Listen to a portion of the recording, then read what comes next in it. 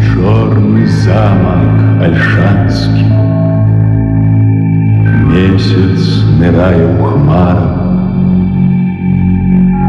вежи туманные у змроку, сны об минулым марате.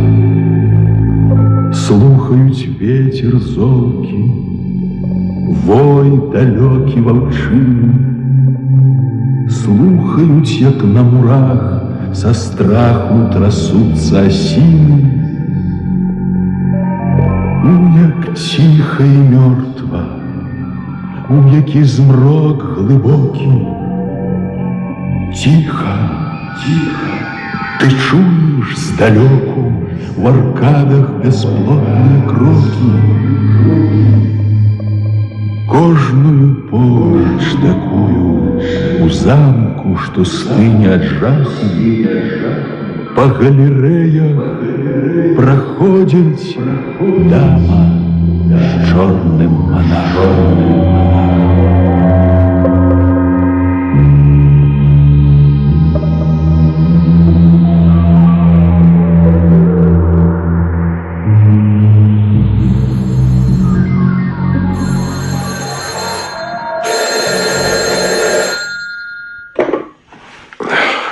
Алло, Космич для телефона. Космич? Хилинский твой позвонил? Так. Потребны твои послуги. Ты не мог бы подъехать для опознавания? Вядома? Ну, так машина про 10 хвилин будет у подъезда. Угу. Апранаюся і одразу спускаюся вниз. Ну, давай, чекай.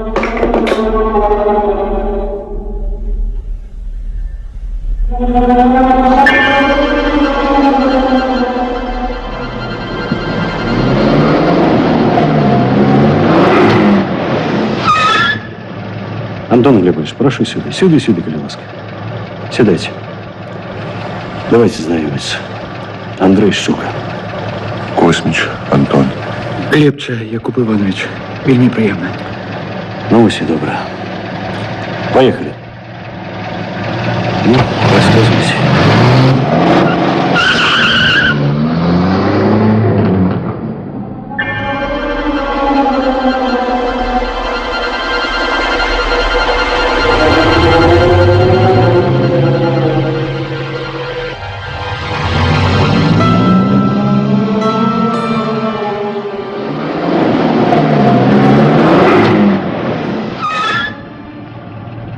Я познал в озеро Романь, куда мы так часто выезжали рыбалить за Марьяном.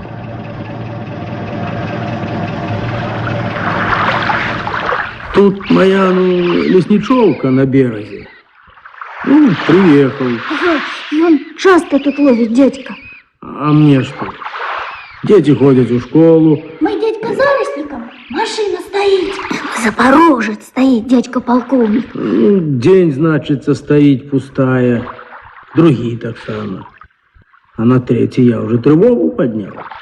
И човен на воде бачу в глубине затоки холера. Подойдите, Космич. И он?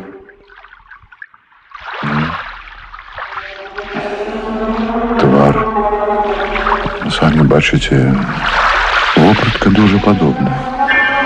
Конституція, рихтики гони. Ну что вот это? Я красная девка. Пробачте. А що було у його кишенях? Каша з титаню, хліба, папіра і інше. Він курив? В опошній час дуже мало. Якщо що. Бляшанка з мотылем возь. І у човні 2 буйні щупаки. Бля, не мог він такого буйного щупака. Що він увогулі щупака на мотиля ловив? Лухта яка. Ай, спиннинг знайшли. Видать, щупак затягнув під корчу, удільно і потонула. Ну ось, бачите, От чого ви ти здарилися? упав з човна в воду, потонув. Як у його зі здоров'ям? Він був дуже хворий чоловік. Ну ось, мог бути припадок. Слушай, я не верю, что это я. Так, его на Запорожец. Так, вопратка. Але ж і обличчя ж нема. І гэта, здаецца, вышэй ростом. А потом чему поехал один? Что это за книга? Показать не можешь? Ну, тогда заедем до тебя в хату. А пасля, может, з нами на ягоную кватэру з'ездзіш? Угу. Так, слухай. Ён уже трывожыўся, ён казаў аб нейкай сувязі з тым, са старажытным злачынствам. Ну, это могло быть просто от нервы. Так что старожитным злочинством займися ты. Ты знаўца, гісторык, табе і карты в руки. Ну, а знойдзеш што-нибудь цікавае для сённяшняга дня, ну, тут мы заўсёды да тваіх паслуг.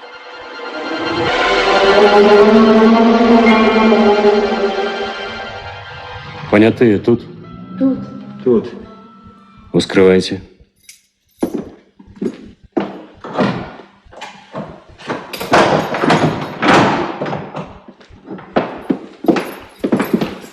Глядите, собаки лежать. Эльма нерухомая. Эдгар ледь жывы. Ён не ездзіў у ніякую вільню, іначай бы адвёў собак. Ён і не думаў з'язджаць больш, чым на один день. Собак усыпили. В той же день усыпили. Бачите, еще не з'едена ежа, не выпита вода. Только як могли усыпить на столькі дзён?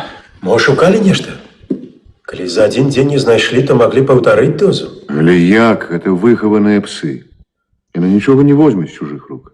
Толькі ў Мар'яна. І у мяне. Акрамя паветра, якога ні з чыіх рук браць не трэба. Я ведаю, што яны шукалі. Вось эту книгу. Ну что ж, давайте присядем тут, каб не перашкаджаць. Займіцеся хатай, лейтенант. Есть. Забяры і думай далей над гэтым. Тут не наша розуму справа. Магчыма, нейкая складаная галаваломка. А магчыма, прасцей. Каштоўнасць кнігі вялікая. Так. Поглядите своим боком, чего не хапаю в квартире. Не хапаю двух картин.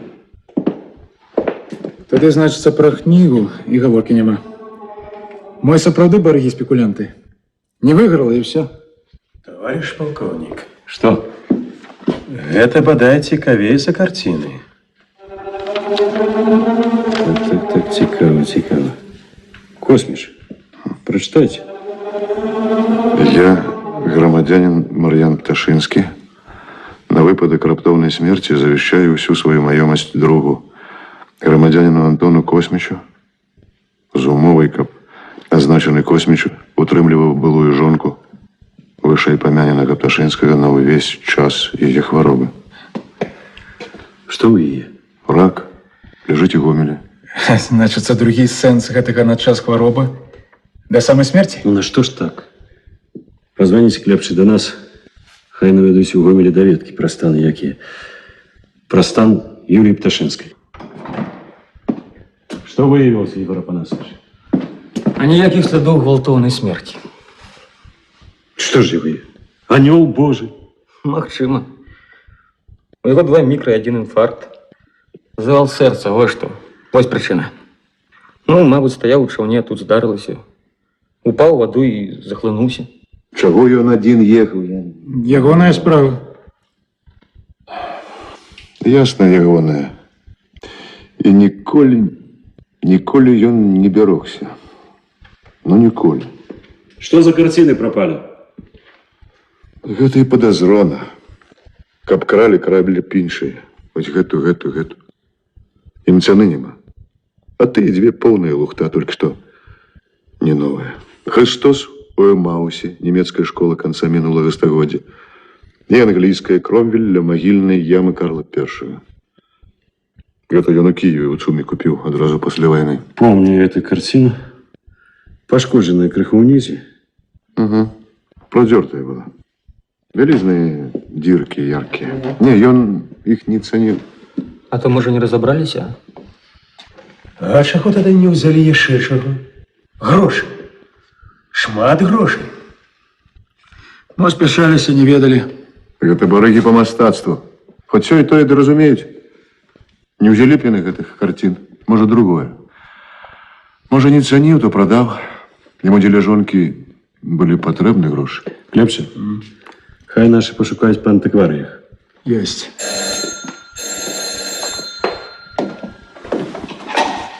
Слухаю. Так. Дякую. Что такое? Звонили от нас. Юлия Пташинская померла 5 дзён тому. І якраз у намеркаваны дзень мужа. Цікава. Мої картины для отвода очей. Слухайте, Клепча, не будьте быдлом. Ну-ну. Спокойно. Ён мае рацыю. Якубі гэты быў найлепшы ягоны сябра. Хто гэта ведае? Я гэта ведаю. Так што, калі я тут чымсьці і разжывуся, то гэта 2 сабакамі. За маімі раз'ездамі гэта зусім не патрэбна, але я іх не кіну. Я іх буду трымаць, пакуль не памру. Памяць. Бярыць сабак, несіць у машыну. Памажы, Клепча, і змоўкні ты ўрэшце. Халерніца. Прабач, Косміч, я зараз закіну вас дадому. Хай будзе яшчэ некалькі дзён апечатана. Пасля атрымаеш ключ, каб гэта зліквідаваць. Я достану вам машину, каб перавесці ўсё гэта, як завяшчаў нябожчык. Нябожчык. Значыць, няма надзеі, што не ён. Няма. На жаль, няма. Плача нутро. Тож бо я ведаю гэта. Сам двойчы перажыў такое. Так вось, Антоне, калі нешта ўспомніш, калі нешта знойдзеш, ты Хвілінскаму кажы. Мы ж сябры, ён мяне праінфармуе. Я ж ведаю, мала радасці, да яшчэ ў чалавеку ўразліваму цягацца па нашых установах.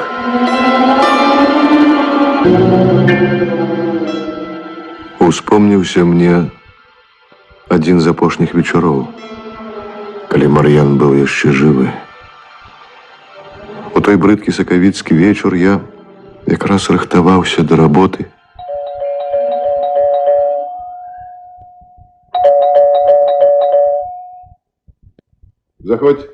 Заходь, Мар'ян. Добрый вечер. Кам выпіш? Ну, хіба з водой развёўшы. Нельга мне. А вось зусім без яе не магу.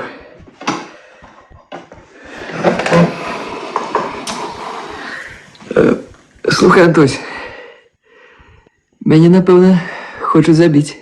Што? Ды так, забіць. І варта.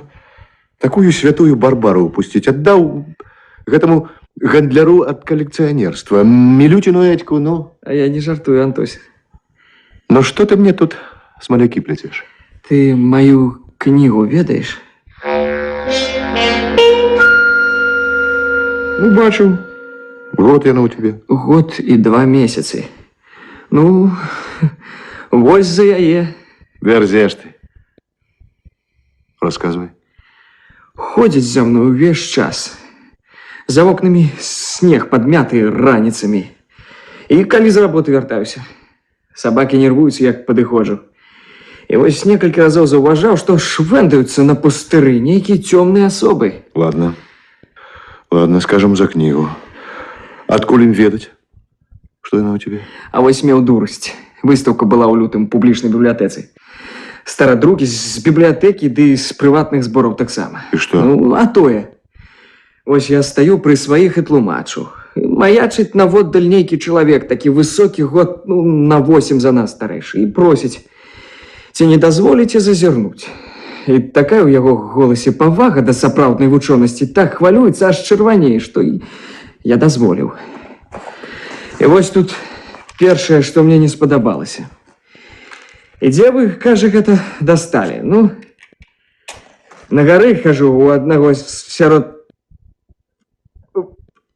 непотребных книг знайшов. І няўжо гэта прадаюць і купляюць, і вы прадалі б? Я шукаю, кажу. Не шкадую ні вушэй, ні вачэй, ні ног. Шкода табе курыць. Парашковае малако піць шкодна. І вось не спадабаўся ён мне пад канец. Ведаеш, быццам здаровы нейкі звер з металічнымі зубамі абнюхаў усё, разведаў і пайшоў. Трэба было б усё гэта зараз аддаць. Ды не магу. Хата пусцее. Ну, дык гэта мне ненадоўга. Цяпер уже скора. І дужа скора. Плюнь. Не, братка, ведаю. Цяпер скора. Не курыў бы. Не магу. Абмяжоўваю сябе, не магу. Ну і вось пасля званок. І малады інтэлігентны голас. Прадайце. Ну не прадаецца, гэта з майго музея, кажу, рускую, а не маё. І яшчэ падобны званок, і іншым голасам. А пасля ледь не кожную ноч. Прадайце, прадайце, прадайце. Ты што, не ведаеш, як тэлефонных хуліганаў лавіць? Спрабаваў. Званілі з аўтаматаў з розных канцоў горада. Прадайце і прадайце. Ну, бяры адзінку і пакладі трубку, ніякай заразы не дазвоніцца. Не магу. Я кожную ноч чакаю званка. Што такое? У Юлькі рак. Званка чакаю, замест яго кожную ноч яны.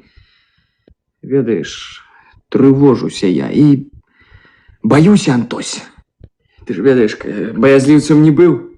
Разам былі ў рознай калатэчы. Ведаю. А тут паршыва. Падыходзіць нехта да акна. Сабакі бурчаць, як на нечыстую сілу. І, ведаеш, нейкі пах аднойчы ў прадпакоі. У міліцыю пазвані. З-за неясных падазрэнняў. Я ж табе кажу, кінь. Звычайныя барыгі. Хочаш кілішак каньяку? Можа быць. Але чаму кніга? Чаму адна гэтая кніга? Чаму не грамата Жагемонта? Там жа адзін каўчэг чаго каштуе. Чаму гэтая кніга? Не ведаю, давай паглядзім. Ось, да вось я і хацеў. Ды не рызыкнуў несці. Цёмна. Ну, бывай здаров, браце, і плюнь на всё. Ты заходь да мяне паслязаўтра, Антосю. Разгледзім, я хаця і архіўны работнік, а палеограф ты лепшы.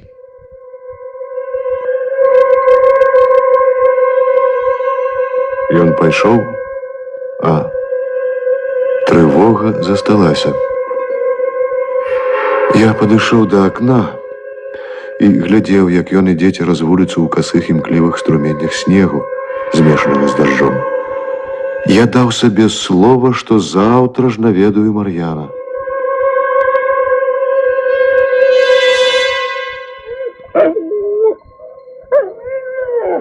Конец до скарбника Мар'яна. Эйма, Эдгар на месце, слюнтяй паршивый. Смачно возят лентяи. И что-нибудь с морозу.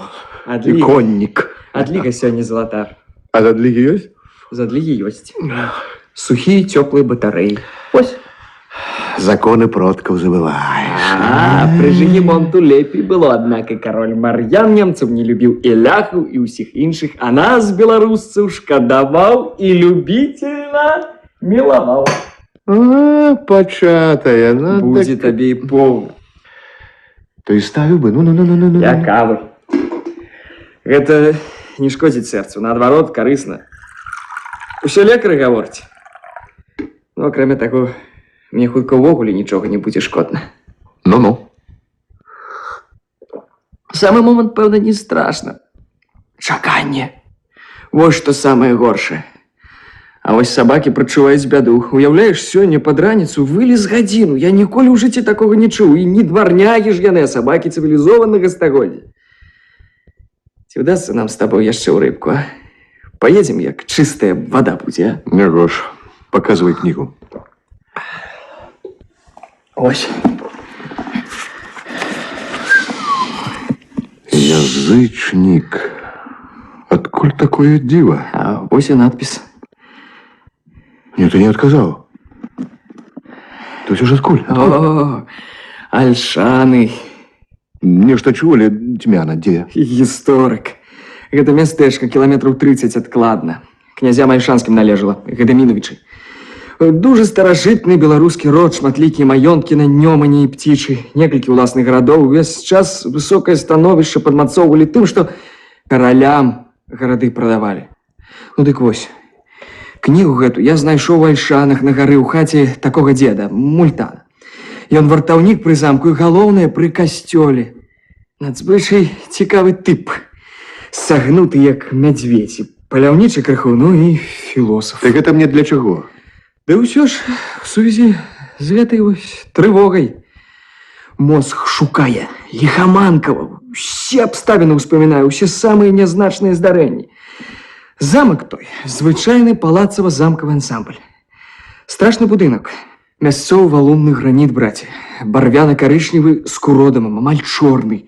Ну і вада вакола крыху наводдаль касцёл са званіцай. Ну, гэта крыху пазнейшы, пачатак 17-га. І ўсё гэта разам нешта, ну, гнятучае нараджае, цяжкае, змрочнае, ну, як праклённыя м'які, як бы і зданні ў ім дагэтуль блукаюць. Кніжак начытаўся, ёлапень. Так, і кніжак. Уяўляеш, не ў аднаго мяне ўсё гэта. Паршывы беларускі романтызм і гафманізм. Але ў чым справа? І для чаго ты той кантычкай у мяне пад носам махаеш? Адчуванне ад Альшан. Там сабака закапаны. 100 разоў з таго часу перачытываў я гэтую легенду, напісаную наіўным і ўзнёслым стылем романтыка. 100 разоў учытваўся ў радкі, то няладныя, а то і зусім някепскія. Нават для зручнасці ўсё гэта пераклаў на сваю мову, хаця з юнацтва не пэцкаў рыфмамі паперу. Я і зараз падам яе вам у гэтым канструяватым перакладзе, а тады я слухаў яе ўпершыню.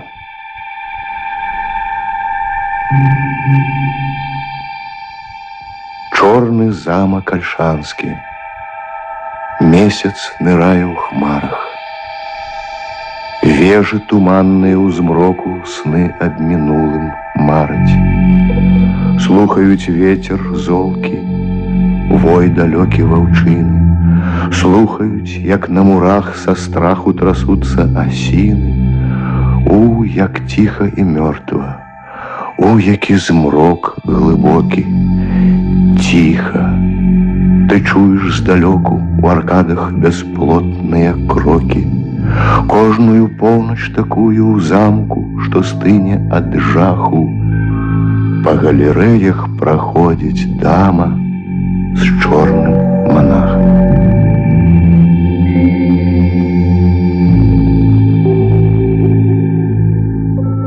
Далей быў звычайны романтычны сюжэт. Для нас ужо у чымсьці дзяціны. Высакародны разбойнік з багатага, даведзенага да галечы роду, зрабіў замах на жонку альшанскага князя. Та й таксама кахала яго. Князь быў скупы і жорсткі, стары звер, па ўсіх канонах гэтага жанру. Каханкі, забраўшы казну, уцеклі з замка. Князь пагнаўся за імі і забіў.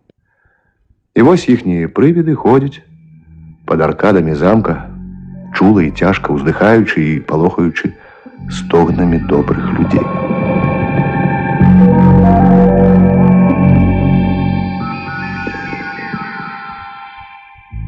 І што, гэта праўда?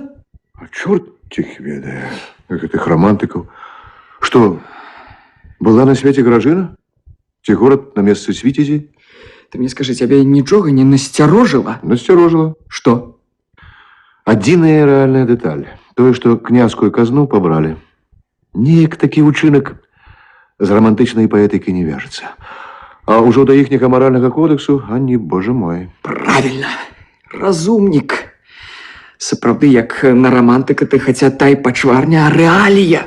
А калі так чаму б не быць праўдаю і ўсёй легендзе, а? І прывідам? Прывіды таксама ёсць на свеце, і іх болей, чым мы думаем. Ну дык вось. Я пачаў правяраць. І самае дзіўнае, падобна на тое, што наш паэта, як на легенду, дык і не дужа нахлусіў. Пастарайся слухаць мяне уважліва. Ты, мабыць, не ведаеш, што альшанскія былі ледь не самым багатым родам на Беларусі. Але толькі пэўны перыяд, прыблізна год 100, да гэтага часу і пасля яго, звычайная магнацкая фамілія, як усе. Але ў гэтае стагоддзе крэзы, якія пабівалі багаццем самога караля. З чаго тое стагоддзе пачалося? З 1481 года. А ну, што гэта за год? Кішкі у вас слабыя, дядька Мар'ян. Гэта год з умовы Михайла Лелькавіча, князя Слуцкага, яго стрыечніка Фёдора Бельскага. Правильно. І іншых. І сярод іх Пятро Давыдович, князь Альшанскі. Што далей? Далей. Хацелі яны великага князя Казіміра на смерць прыправіць і самім правіць краінай. А між тым сляды іх не зніклі. Ні ў якім горадзе, аж да Вільні, Варшавы, Кіева слядовых іх няма. Так, ну? Гэта мала што. Так. Ціха жылі. Вось і няма. Хаця паспрабуй ты пражыві ціха з такім багаццем. Можа быць. Вось і заняўся б, а? Займіся. Вось табе і тэма для чарговага расследавання. Падумаю. Але паслухай, Мар'яне, якая ж можа быць сувязь паміж падзеямі тых часоў, да яшчэ падзеленых між сабою цэлым стагоддзям, між гэтай кнігай з Альшан і тым, што нейкія барыгі ад мастацкага бізнесу звоняць табе, ходзяць пад вокнамі, і гэтак далей. Можа, і пад вокнамі зусім не тыя, што званілі? Можа. Але трывога такая, што вось памру. Прачуванне нейкае, вось гаворыць сэрца і ўсё. Гаворыць, бо хворыя. Ты што, раней такіх прыпадкаў беспрычыннага жаху не адчуваў? Не, гэта не тое. Гэта не ад сэрца, гэта глыбей. Не быў сабак перад пажарам. Звярніся ў міліцыю, як я табе раю. Каб за вар'ята палічылі. А тады супакойся. Досыць табе шматаваць. Ладно, мне пора. Ты ведаеш што? Ведаеш? Во. Возьми з сабою. Яны... Хто яны? Не ведаю. Яны не падумаюць, што я такую рэч мог выпусціць з хаты. Спакайней будзе. І схавай добра. Я часам буду заходзіць, думкамі абмяняемся, разам будзем разглядаць. А над чым жа ты думаць будзеш? У мяне вельмі добрая фотакопія. Я, каб кнігі не трапаць, па ёй працую. Да таго ж я горшы палеограф, чым ты, а ты паглядзі.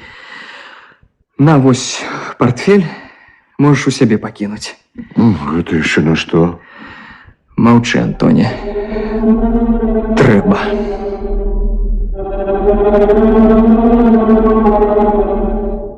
Мінуў тыдзень. Ніхто мне не званіў, ніхто не выклікаў мяне. І па гэтых прыкметах я зразумеў, што следства па справе заўчаснай смерці Пташынскага хутчэй за ўсё зайшло ў тупік. Працаваць я не мог. Бавіцца таксама. Неадчэпныя думкі аб Мар'яне, аб ягоным нечаканым канцы мучылі мяне і ўдзень, і ўночы. Заставалася адно — тупа і упарта сядзець над ягонай кнігай і думаць. Думаць без усякай надзеі да нечага дадумацца, без усякай змогі звесці канцы з канцамі.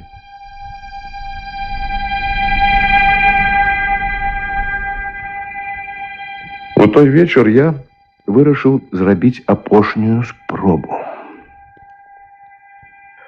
Пад зялёным абажурам гарэла асабліва моцная лямпа. Святло біла мне ў вочы, і таму я апусціў каўпак яшчэ ніжэй, каб яно падала толькі на кнігу. Ці я выснажыўся за апошнія дні, ці так падзейнічала ціша, але я на хвіліну здрамаў і, мабыць, асунуўся ніжэй у крэсле. А калі расплюшчыў вочы, яшчэ замглёныя сном, убачыў на левай балонцы ледзь прыкметныя цёмныя кропкі. Узняў галаву. Яны зніклі, апусціў, зноў з'явіліся. І тады я зразумеў, што бачу не кропкі, а ледзь прыкметны тень ад кропак, ад нейкіх шурпатасцяў паперы. Заплюшчыўшы вочы, правёў кончыкамі пальцаў і адчуў іх навобмацак. Я перагарнуў балонку і убачыў, што гэтым невідочным мікраскапічным пукатасцям, якія і давалі, падобна на россып парушынак цень, адпавядалі значна меншыя за шпілечную галоўку уцямінкі, зробленыя, можа, тупым канцом іголкі. Каб нешчаслівы збег абставін, каб не гэтае нізкае месцазнаходжанне крыніцы святла і маіх вачэй, я так бы нічога і не даведаўся. Але толькі гэта і было шанцаваннем. Далей прыйшла чарга на уменне.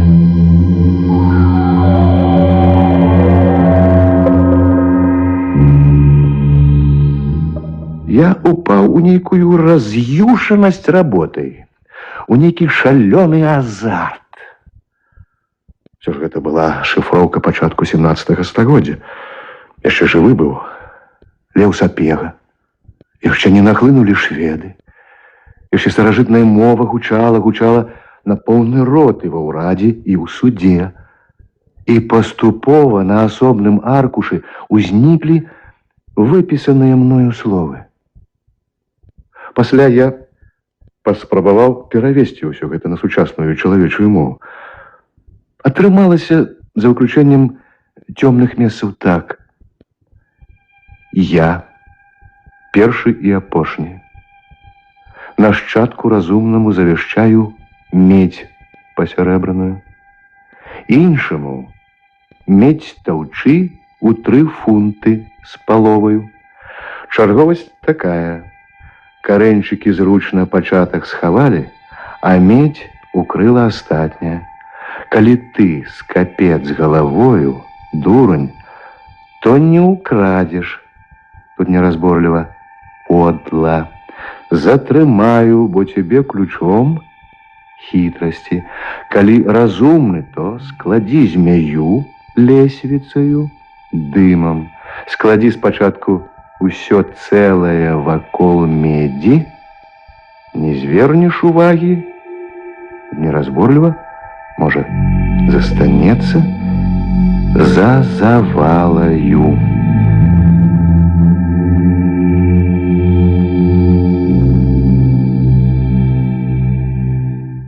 І вось калі я запісаў апошнюю літару, мяне аж у пот кінула. І нельга сказаць, каб сэнс гэтага запісу стаў больш ясны пасля перакладу, як і раней я не ведаў, у чым тут справа. Што, ад чаго і як? Медзь. Змяя. Дым. Прычым тут да д'ябла дым? Медзь напісана там як мед. А мо гэта не медзь, а мёд? Нічога не выходзіць. Карэнні скрылі пачатак, карэнні скрылі пачатак. Дрэва з карэннямі. Стоп. А чаму дрэва? Пра дрэва нідзе не сказана. І ўрэшце існуюць на свеце сінонімы. Ну так. Ну, карэньчык можа быць не толькі ў дрэвы. Карэньчыкі могуць быць, ну, тытунёвыя. Карэньчык можа быць у кнігі. У кнігі. Чорт пабірай. У кнігі. Я кінуўся да стала, дзе ляжала кніга. Я не мог чакаць. Карэньчык шчыльна прылягаў да аркушаў, але не быў прышыты ніткамі. І гэта мяне крыху супакоіла. Я узяў жалезную лінейку і пачаў асцярожна прасоўваць яе за карэнчык. Ён урэшце адстаў. Я зірнуў у прасвет і заўважыў, што там нібы нешта жаўцее. Дзе пінцэтам, а дзе пальцамі я цягнуў, варушыў. Паступова выцягнуў гэтае жоўтае. І амаль крыкнуў уражаны, калі на стол перадо мною лягла ўрэшце складзеная ўдвая стужа пергаменту.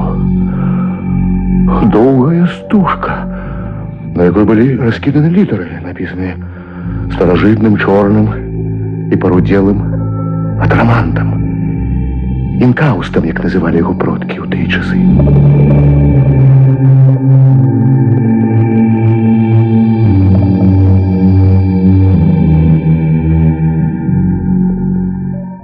Калі я адторгнуў шторы, за акном пачынала днець. Вельмі павольна, калатутна і непрытульна. Значыць, я працаваў цэлую ноч. Нездарма так страшэнна балела галава. Так балела, што цяпер я не здатны быў бы успомніць табліцу множання на 5. Даўшы сабакам есці, я пайшоў да суседа.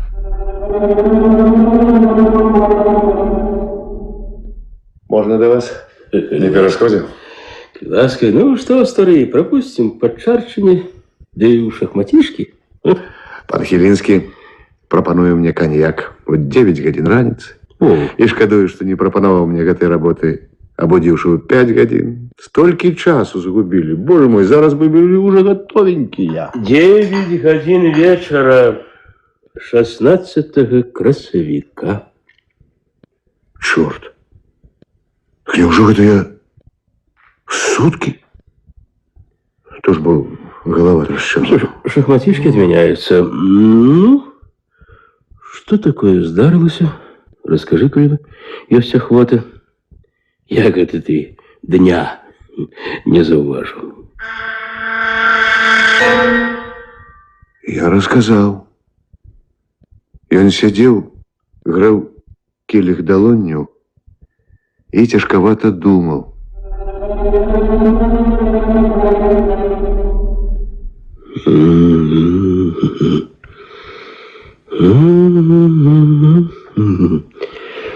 Ну и фантазер. Чому фантазер?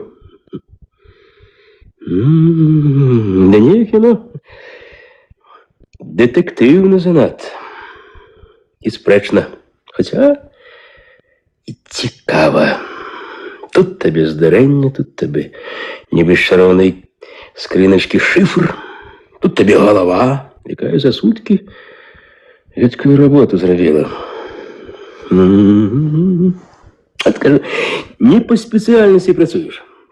Захапіўся. Ну, захапіўся. А малайчына, чорт побірай. Дешифровщикам у штаб бы тебе. А то часом месяцами бьются.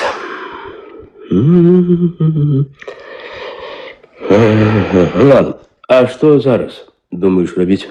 Ну, буду шукать место. Будешь? Ага. А где его шукаешь? Хіба всю країну перекопать? Поеду в Ольшаны. Книга знойдзена там. Книга належала Ольшанскім. Аб чым можна меркаваць па ініцыялах і па супадзенню гістарычных падзей і шыфроўкі. Угу. Хорошо, занимайся. А вы что? Вы хіба не зацікавилися?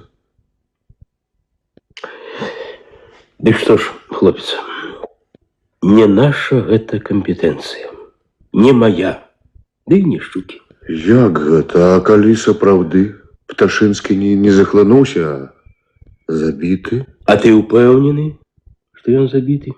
Экспертыза? Супаць? Я упэўнены? Я упэўнены. Насуперах экспертизе, следству, чорту. В конце концов. Нешта во всем гэтым жудаснае. Я прачуваю падсвядома. Прачувай, твоя асабістая справа. Слухай, хлопча, не крыўдуй на мяне, але ты уражаны смерцю друга. Ты шукаеш помсты, але тут нішто не гаворыць на карысць помсты. Так, нехта званіў, па начах нехта шукаў у кватэры, нехта усыпіў сабак, але гэта маглі быць звычайныя барыгі, якія падсочылі ад'езд твайго сябра і скарысталіся. Яны шукалі кнігу. Магчыма. Але гэта не мае адносін да смерці Пташынскага. Гэта выпадак, гэта супадзенне. Павер, экспертыза была дужа старанная, і таму Шчука будзе далей весці следства па справе ўзлому. Але нікому няма справы да таго, што сёння адкрыў ты. Ну, як табе растлумачыць? Ну, вось ёсць звесткі, што ў Кладна недзе схаваны архіў Айнзацштаба. Ведаеш, што гэта такое? Ведаю. Ведомство Розенберга, рабунак каштоўнасці. Правильно, вось гэта справа нашых людзей. А падзея мае 400-гадовай даўнасці, гэта справа не наша.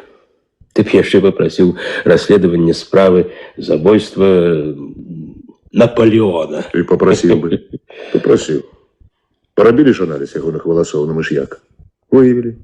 Быў атручаны. Ну, гэтую паслугу і я табе магу зрабіць. Што табе трэба? Зрабіць аналіз чарніла? Так. Перагледзець кнігу у інфрачырвоных праменях. Так. Ну, і іншай там. Так. Гэта я зраблю па-сяброўску. Да і ўвогуле цікава. А астатняе ты, брат, адкрыў, ты і рабі, і разблытвай, і не шукай дапамогі. Тут, дай Бог, Шчуку са сваімі дакументамі ды знаходкамі справіцца.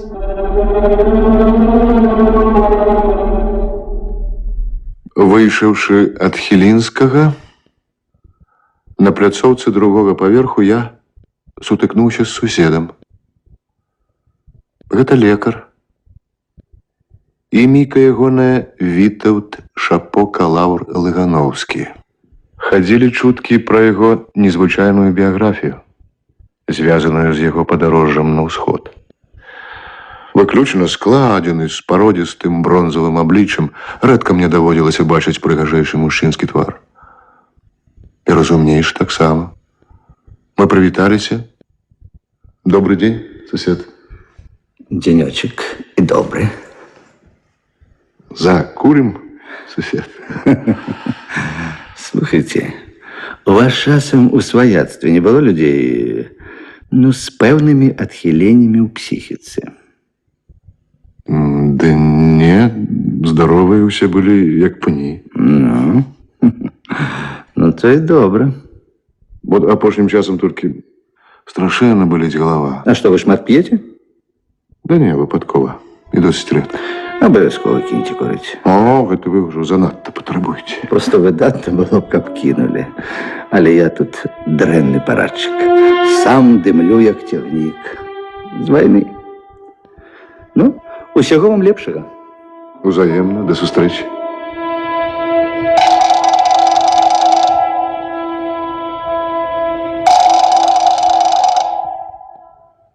Я дабіўся дазволу на абследаванне замка ў Альшанах, атрымаў ад інстытута ліст аб тым, хто я такі, и просьбу ад райвыканкома спрыять мне у обследовании костёлаў, церкваў и старых будынін. Паковал по крысе рэчы и все не мог забыть того апошняга вечера.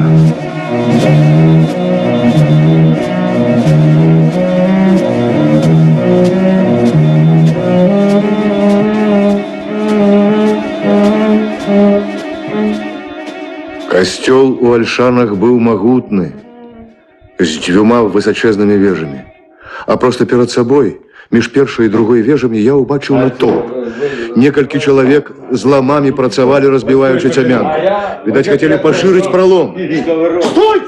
Стой! Что гэта вы робите? По яким праве? Гэта ж помник Подаковой! Який помник? Откуль видать, что это помник? Давайте знакомиться. Змагитель Михась Иванович, мясцовы выкладчик белорусской мовы. Шаблыка, Григорий Иванович, наставник истории. Дякую вам. Вы пришли в час. А кто гэтыя люди? Кто загадал? Кто? Старшиня колгаса, Ольшанский. Вон он с шубком, команды. А побач Зим с портфелем. Бухгалтер Гончаронок. Уже с раницы под мухой. А вы мне, Григорий Иванович, товарищ Шаплыка, не загадывайте, як мне гэтым колгасом кіраваць и что и як мне на его корысть робить. Это помник. Помник культуры, истории нашей. И потом, кто вас примушал им загон для быдла робить? Забили по боку. Ага, а на газотраты треба. Помник же. Ну, Подаховый. Який помник? Откуль видать, что это помник? Вы не нервуйтесь, Тодор Игнатьевич. Вы бухгалтер, вы можете не ведать, что это другая полова 16-го стагоддзя. Откуль видать? Дошка была. Где она, дошка? Где? Сдерли дошку. У бурьяне она валяется. Ах, все ты конторская скрепка. Что? Ты, Гончаронок, ты чернильная твоя душа. Ты людей текуешь, нібы гэты замок галоўны твой ворог. Ты! Тихо, Михаил. Скардиться на вас будем. А тебе, Гончаронок, я дам дыхту. А я, между іншим, не только бухгалтер. Я и член поселкового совета, понимаешь? Ну, коли член совета, тогда обовязково треба буры. Да супокойтесь, Кажу вам, зробите загон на воддаль, старшиня, иначе скардиться будем. Ну и валите! Вам же горы будет! Ты! А так! Ты, веслюк, ты! Ну, Что? правдный веслюк. Только веслюки робят такое. Стихните, А ну, полторы! А ну, полторы, бандитское отродье! Что? А тебе полторы! Высоцкий! Да где ты? Ну чего глядишь? А ну, Тут ад натоўпу аддзяліўся высокі, выключна складзены і збіты мужчына год 40.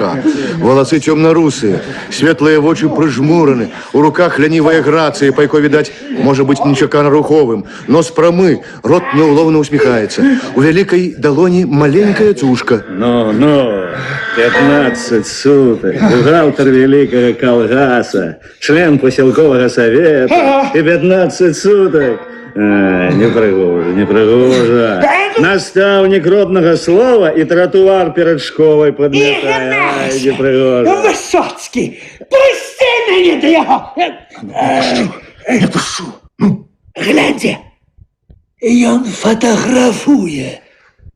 Вы кто такие? Это не все одно. А на что вы это робите? А будзе хорошая ілюстрацыя на тему жыццё в Ольшанскім наваколлі. А это еще навошта? Я Антон Космич, приехал даследовать Ольшанский замок и костел. Застал приемную картину разбурэння и запечатлел. Выньте пленку. Я не подумаю. Боюсь. Ты откуда? Людвиг Лопатуха, вар'ят. Тихий. Часом тільки незрозуміле говорить. І собаки його страшенно люблять. Бачите? Бачите, табунами за ним ходять.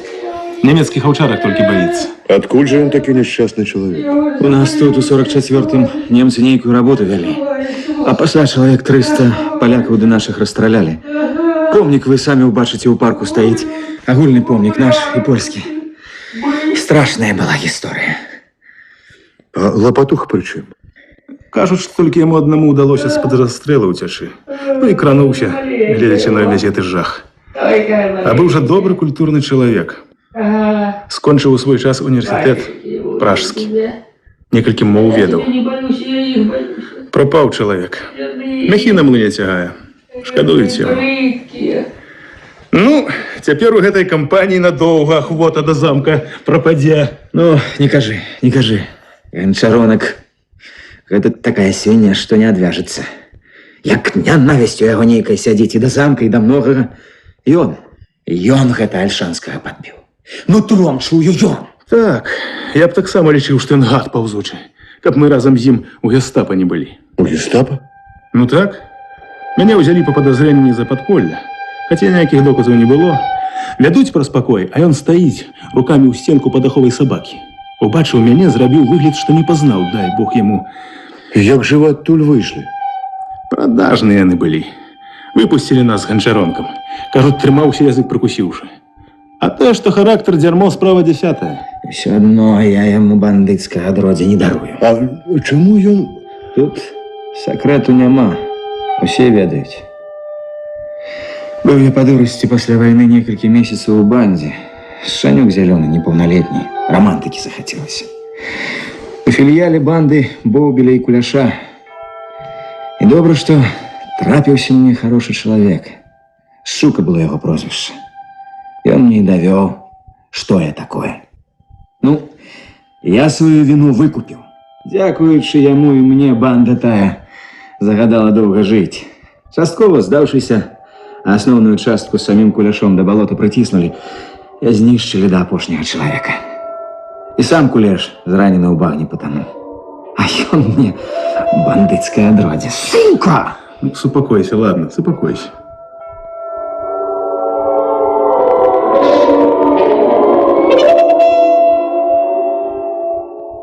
Слухайте, а што гэта ў вас?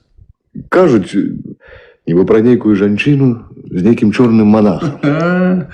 Працяг легенды 17 стагоддзя. Валюжыміч і Ганна Альшанская. Чулі? Ну не. Вы можете смеяться, а я веру. Ёсць нешта такое. І за апошнія некалькі год зноў з'явілася. Ужо чалавек 6 казалі. Людзі дарма торгаць языкамі не будуць. І дыму без агню не бывае. Ну так што? Кажуць, сапраўды, у некаторыя ночы з'яўляюцца. І калі прыйдзеш у такую ноч і падыдзеш добра, то ідуць. Часам на касцёльнай галерэі, часам на замкавай, размытыя, туманныя. Ідуць і знікаюць. І нічога не гавораць. Ты каньяку больш пі, а? Да я амаль не п'ю. Але веру, ёсць нешта такое. Праходжваюцца і ідуць. Гляджу, у вас тут ідылія. Ідылія. З кантрастамі.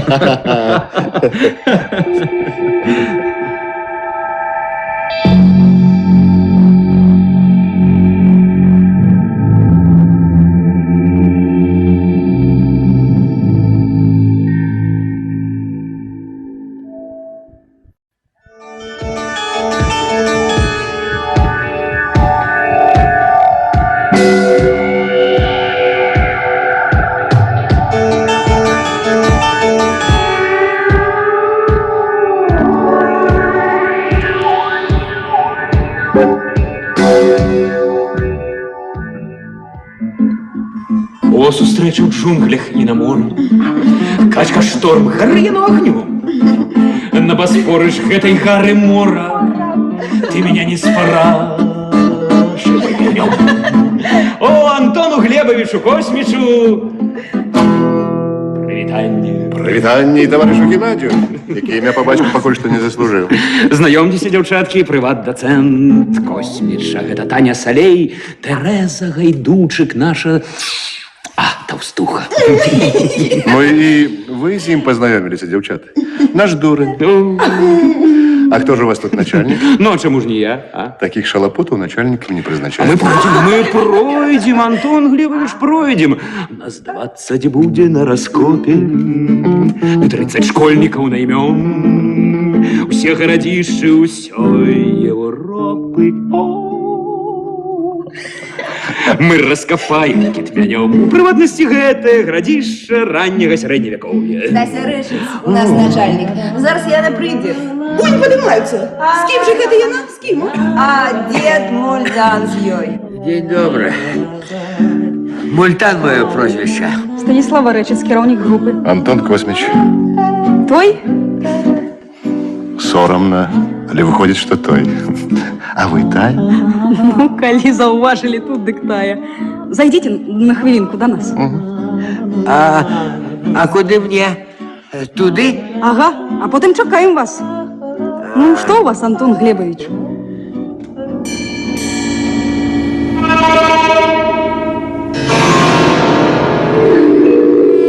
Я рассказал. Без подробязностью, без истории расшифровки. Просто сказал, что повинно быть под знаком корабля, недзе под другой вежей подземелья. Яна не здзівілася, мало для чего нейкае там подземелье может быть патрэбна гісторыку. Яна взяла шчуп и сказала: Ну что ж, ходим, поглядим. Что за шчуп у вас такі цікавы? А поглядите. Вось бярыце пакуль гэты. У абодвух по метру даўжыні. Можна мераць глыбіню ў раскопе, на пясках мацаць зручна. Але галоўным чынам для сабак. Для собак? Для собак. Вещи тощие, передай ключи от жилплощади, а другой жене о том промолчи от жилплощади. Не давай ключи. Что? І сапраўды другой не даваць ключоў? Дякуй Богу, не маю такого щастя ні ў другі, ні ў першы раз. Чаго ж дзякуй Богу? А, так. Чаго ж так? Спакайней. Я ўжо гады за плечима маю. Якія там гады? Я, вы думаете, чаму такі зарослы, няхайны? Бритвы не маю. Бо і в лазні 2 рази на тиждень ходжу. А щетику кабана, бо жонка загадала галіться раз на місяць. Бо яще ревнує мене, зараза.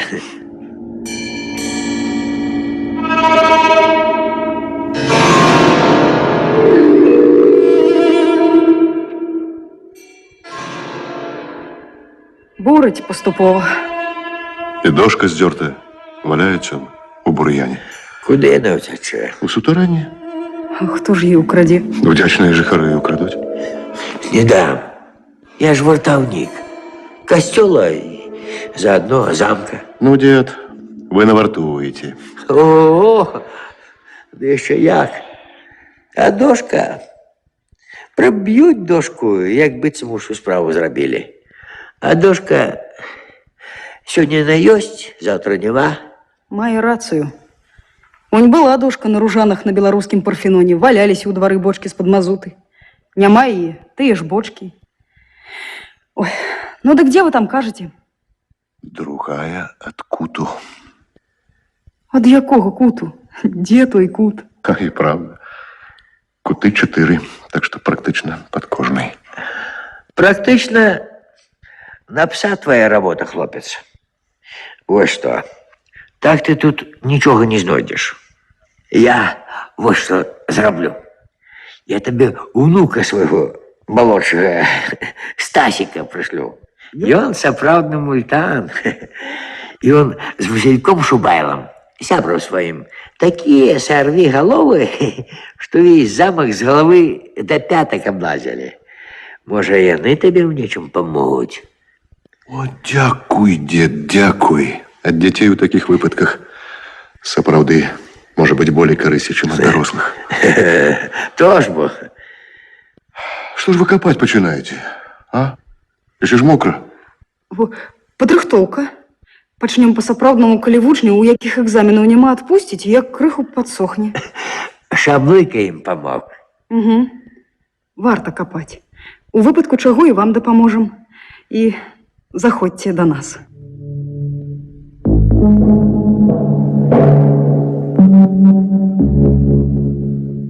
Дед, а что это про жанчину с монахом байки брэшаць?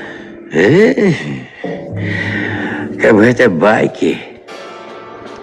Правда. Сам бачу. И у замку бачу. У замок ночью не хожу. Боюсь. И все боятся. Кажут, и там. А я вот тут бачу, на гульбище. И денежка светлая. Ну, як само світло. А побач ніби сама ночь. Ой, дед. Ой. Ну, брошу, думаешь? Там мне со старой и внуками дня не прожить. Специально предуглянуть. Яны не кожную ночь. Я одночі набраўся смелости, улез на галерею. У выпадку чего, думаю, пальну со стрельбы. Зниклі. Спусціўся на цвинтар и снова идут. Дни катили за днями. Неяк под вечер я падыходзіў ужо да альшанкі. И справа от меня тьмяно проступали дрэвы и темнейший за ночь черный силуэт замка.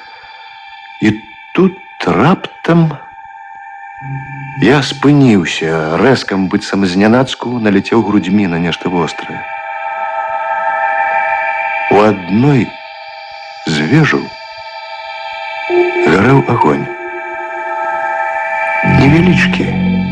Ён у гэтай цемры здаваўся ружова-сінім. І калі я ступіў некалькі крокаў наперад, знік. А калі я павярнуў назад, загарэўся зноў. Што такое? Каму спатрэбілася запальваць агонь у гэтай чорнай, мёртвай, як труна, не больш мёртвай за труну, будыне? У цемры, у закінутай даўно мёртвай вежы, роўна і злавесна свяціў агонь. І нельга было не думаць, адкуль і чаму. Востра і самотна гарэў уначы агонь.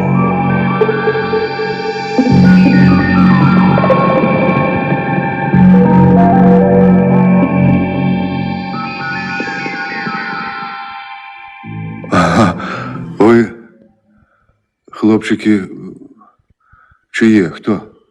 Мультана унук, Стах. Здорово, Стах. Здоров, коли здоров. Гэта мой сябра Василька. Здорово, Василька. Здоров. Ну, хто подзямелле ведае? Трохи, бо до конца и сам чорт не ведае. А ты, Василька? Ну, с такими орлами я тут горы зверну. І вось што, перш за ўсё зробім. Учора бачыў я ноччу, не той он, у той вежы агонь. Вот што б то магло быць?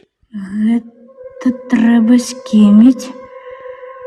Ну чаго сидим? Полезли, не губляем и золотой час. Давай. Ага.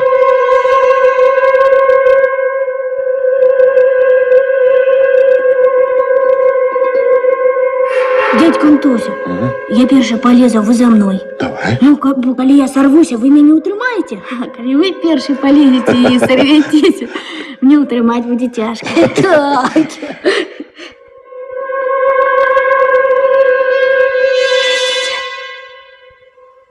На подлозе некалькі вялізных ахапкаў свежай мяккай аўсянай саломы. На цагляным выступе мурак кроплі старыну. У каміне попел. Каб даўні выдзьмала б. Ой. Ты чего? Да.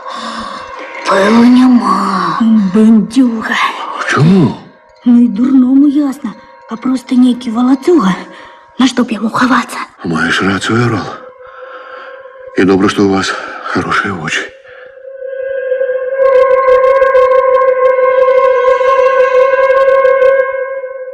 Я отпустил свою гвардию на несколько дён, попросивши, каб сами не лазили.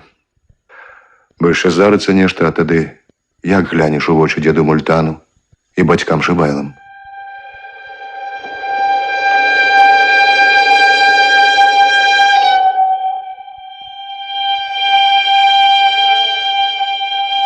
Про сустрэчы з настаўнікам гісторыі Шаблыкам я спытаў. Слухайте, Шаблыка, ёсць у замку Слуцкая брама? І чаму назва Слуцкая? Брама ж адна? Ёсць. Слуцкая – гэта другая з таго боку, што супадзі галоўнай. З тым бокам і ваенная гісторыя звязана. Дошку пара кіламетраў ад вёскі бачылі? Бачу. То немцы з вёскі ўсіх людзей апошнія дні выгналі, думалі страляць. Але не, толькі прымусілі ў чыстым полі пад аховай прабыць 3 дні. Сёй той у аблаву не трапіў, бадзяўся ў лесе, але ў Альшанку ісці баяўся. То яны бачылі, як ішлі ў напрамку замка грузавікі пад аховай. Шмат. А да таго, як яны ехалі, прыгналі туды вялізную калону людзей, а пасля дужа здалёк стрэлы. На зыходзе 3-го дня. І назад ужо ніхто. Ведаеце, можна здагадацца, што гэта было. Ведаю, а аньзаць каманды дабро і архівы хавалі. Чаму? Маглі ж вывезці? Хаця не. Кладна тады было на паўкатле. Дай Бог вывезці хаця б частку войска. І яшчэ адно. Ці не звязана гэта гісторыя з іншай, вельмі даўняй. Альшанскі з немцамі супрацоўнічаў? Ну? Мог быць і пры сховах, і пры расстрэле. Я тут разгадываю одну цікавую головоломку 300-гадовай даўнасці. Страшнаватая, і шмат каму яна каштавала жыцця. І разгадалі? Амаль. Разгадка, відаць, не на сярэдняга чалавека. Ну, а што так? Калі розум учэпісты, то якраз на такога. Ну і, вядома, всякія такія веды трэба мець.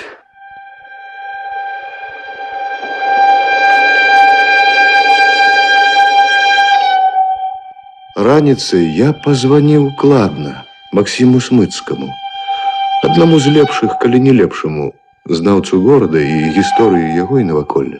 І, на шчасце, застаў яго дома. Алло, Максиме. Так. Скажи, что ты знаешь об расстрелянных у апошний день немцами укладно? Есть, Антоне, таки помник.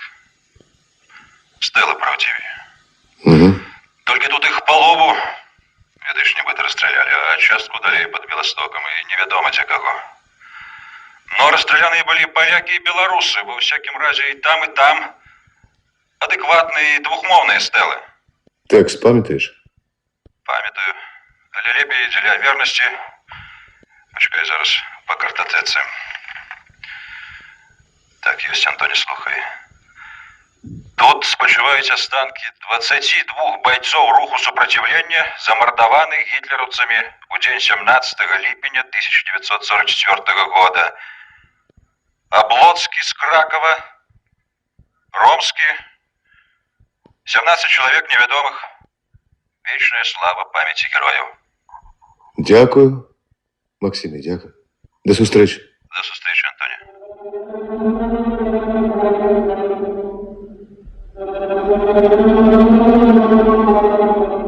Чаму мне стукнуло ў галаву спытацца пра гэта? У гісторыі гэтай все было загадкай, і таму даводзілася прыглядацца да ўсяго, што азначаў чалавек пад вокнамі.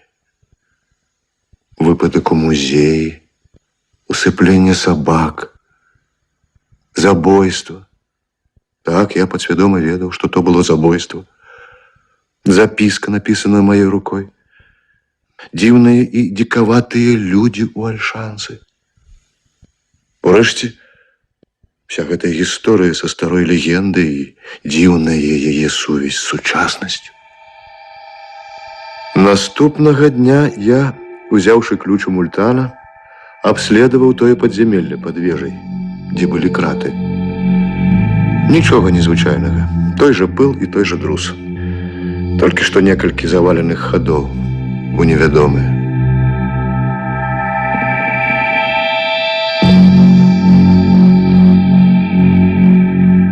Калі выбраўся адтуль, згасіўшы ліхтарак, была тая мяжа паміж сутоннем і ноччу, калі пачынаюць міргаць першыя зоркі. Поўня, аднак, яшчэ не ўзышла, толькі неба з таго краю было крыху святлейшае.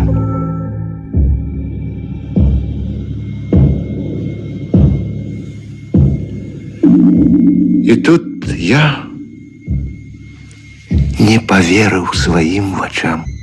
У цёмным правале галерэі ад вонкавых сходаў, што вялі на яго, павольна паўзлі два цені. Цьмяна-светлы і чорны. Ногі мае прыкіпелі да месца. Тени, сапраўдныя тени, ішлі па гульбішчы. Аслупянеўшы, я прастаяў на месцы невядома колькі і толькі потым кінуўся да шырокіх месцамі павыбіваных сходаў. Забыўшыся на магчымую небяспеку, забыўшыся на ўсё, акрамя адзінай думкі убачыць, праверыць, схапіць. Узляцеў? Нічога. Толькі дымнае святло блукала аркадамі. Нічога і нікога. Чорт пабірай. Значыць, усе яны мелі нейкую рацыю, калі гаварылі. І Мультан, і іншыя, і даўні паэт. Вось вам і паршывы беларускі рамантызм. У ноч, калі чорныя дрэвы ціха дрыжаць ад жаху, па галерэях праходзіць дама з чорным монахам. Халера б вас пабрала ўсіх.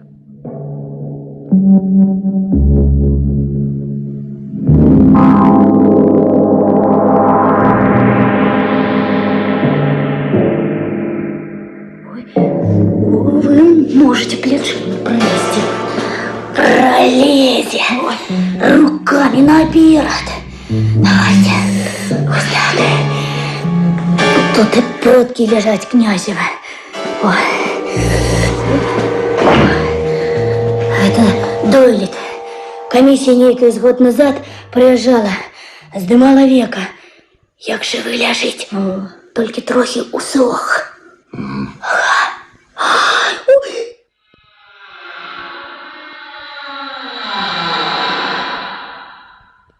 Тихо, тихо. Кто тут?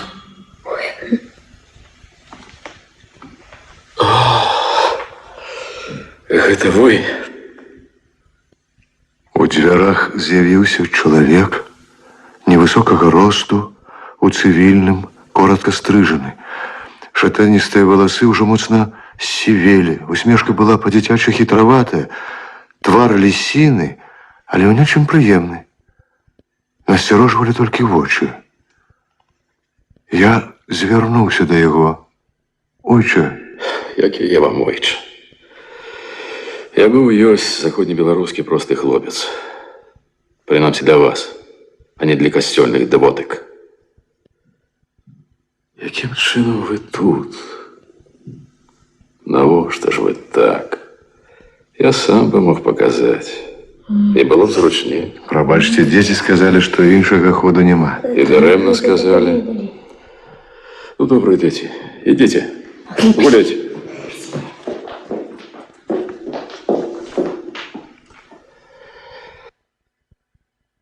Эх, каб мне іхні спрыт. Яго у вас і зараз хапае. Для некаторых рэчаў уже не.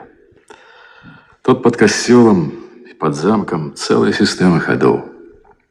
Кажуць, ёсць і ход, што злучае касцёл і замак. У некаторых з іх я не рызыкую хадзіць. Не хапае смеласці.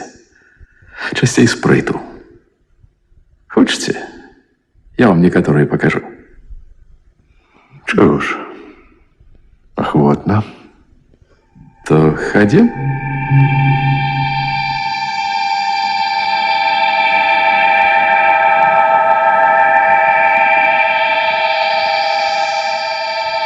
И долго ён тягнется.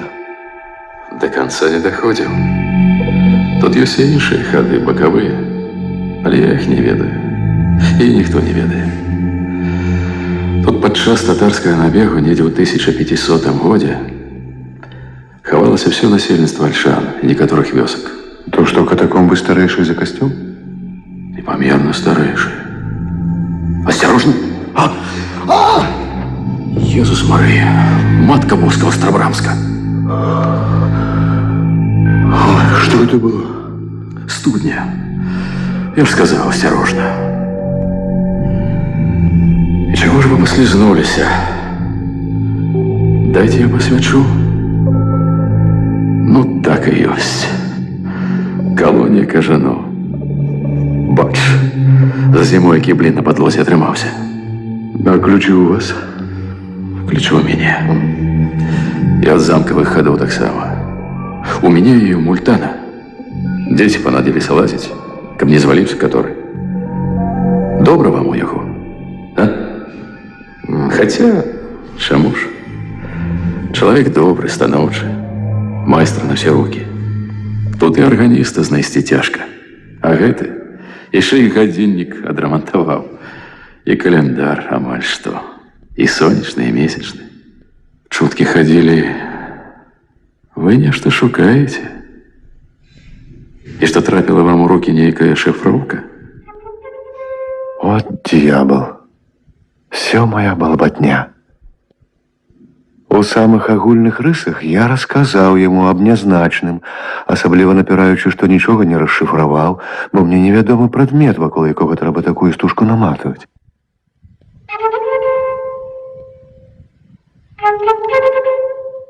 Ведаючы матэматыку, гэта не так цяжка. Чаму ён мне зараз дапамагае? Што за чалавек? Адкуль? Вы сабе можете што хочаце думаць пра тое, што адбывалася тут 300 год таму. Гэтай дурні невядома. А вось што рабілася тут на нашай памяці? Гэта разблытаць.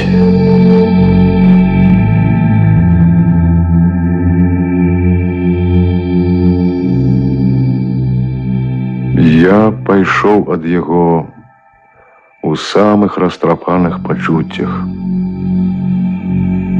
Нашы романтыкі мінулага стагоддзя сказалі б, што пагрозныя тені, анёлы начныя кружлялі над маёй галавой. Чаму кніга? На што 2 смерці? Чаму 400 забітых у вайну? Каменныя брылы мне на галаву. Ксёндз над студняй. Банды Боўбеля і Куляша. Лапатуха. Тени. Анёлы ночные. Кошмары. Безлітасны свет. Я не ведаў, што ўсё гэта ружовыя дзіцячыя казкі у параўнанні з тым, што чакала мяне.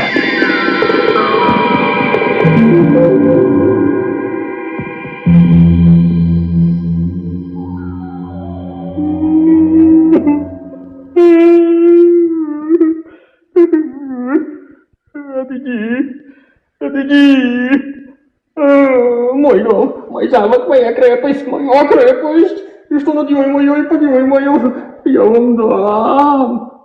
Забойцы. Забойцы. Забойцы. Чому, Людвиг? И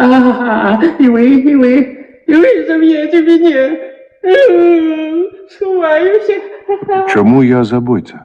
А тому бычков забиваешь. Теляточек забиваешь, овечечек забиваешь. Сховаюся, я сховаюся. Иди, Людвиг. Ага, да правда ідеш? Ти б голову хутчэй скруціш. Обсели уже тебе, обсели. И бац тебе не поможет. Бац, у сатане. Ось Боубель прийде. Пришел Боубель. Боубель, подавай. И надавай ему и замок, крепость. Ну, сябры, як самаадчуванне? І што гэны сон увогуле павінен назначаць? Не ведаю. Можа, сапраўды з глузду з'ехаў чалавек. А можа, надта ўжо зручны спосаб замаскавацца. Ну, кинь. Тут тады такое адчынілася, што і самы здаровы чалавек з'ехаў бы з глузду. А як гэта ўсё было? Ну, у маі 44-го па загаду Гімлера была створана спецыяльная каманда. Знішчэнне слядоў усяго, што яны тут нарабілі. Акцыі санітарныя. Нам яшчэ пашанцавала. Не паспелі знішчыць, надта хутка лыжы намазвалі. Але выселіць людзей выселілі ў лес. А акцыі былі падпісаны гэтыя аб масавых экзекуцыях. Ну і пачалі тут па акрузе машыны гойсаць. Ясна, што не будаваць яны нешта тут збіраліся, а хаваць. А мо шукалі нейкага натуральнага яра, каб менш было работы па засыпанню. І дакументаў няма.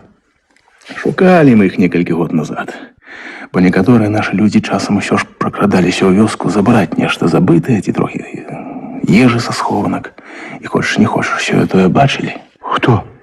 Мультан, арганіст, ды ці мала яшчэ хто. Ну вось, у сярэдзіне ліпеня падступалі нашы. І тут зноў пачалася катавасія. Там і нашы былі у напаўвайсковай форме. Мультан бачыў, некалькі чалавек, але далёка было. Не пазнаеш у твар. Вось, Мультан у лесе сядзеў. Бачу, як разгружалі скрынкі, як валаклі некуды. Ён пасля вайны іх нават шукаў. Мацаў лапатай дно замкавага возера. Гэй, кажа, засмактаў. А я думаю, дарэмна там шукаць.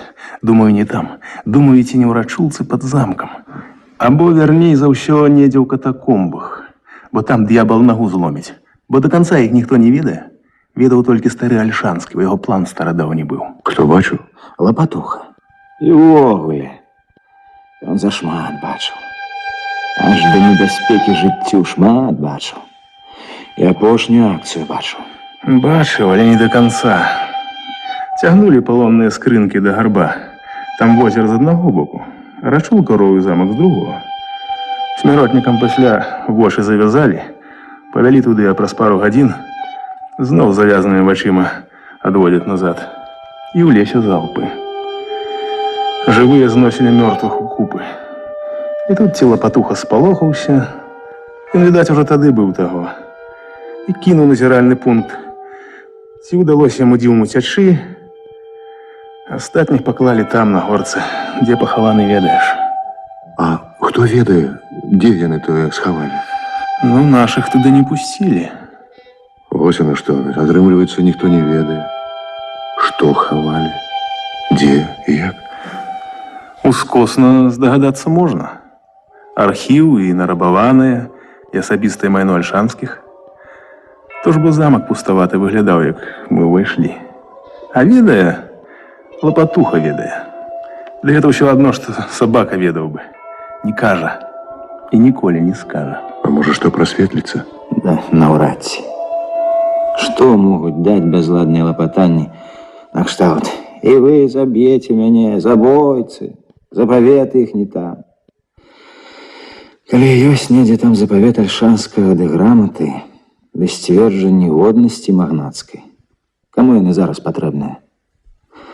Апошні Альшанскі волею Божай умрэ. Хлопцы, а што ім такое Бобель? Гэта, браце, славуты бандыт. Тэрарызаваў з бандай усё наваколле у 45-м, 46-м годах.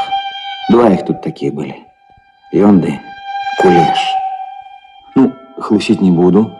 Нападалі часам і на немцаў. Бобель сам, здаецца, забіты. Чаму здаецца? Ну, ніхто з нашых яго ў твар не ведаў. А ягоныя ўсе паляглі. Так ніхто і не ведаў? У цемры толькі нехта шчука, здаецца. У чынах цяпер у Мінску жыве. А з тых, што бачылі пры няпэўным святле, і ўсё жывыя выйшлі, бадай што ці не адзін ганчаронак.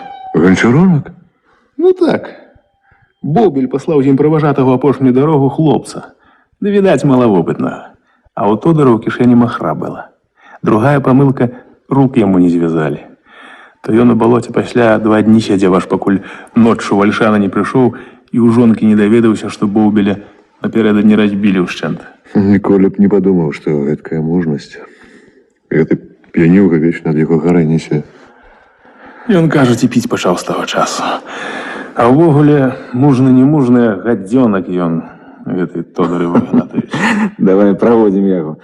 А то столькі страшнага наговорили, што гость наш першым бай-бай люлю яшчэ дарогую недзе ўграшыцца.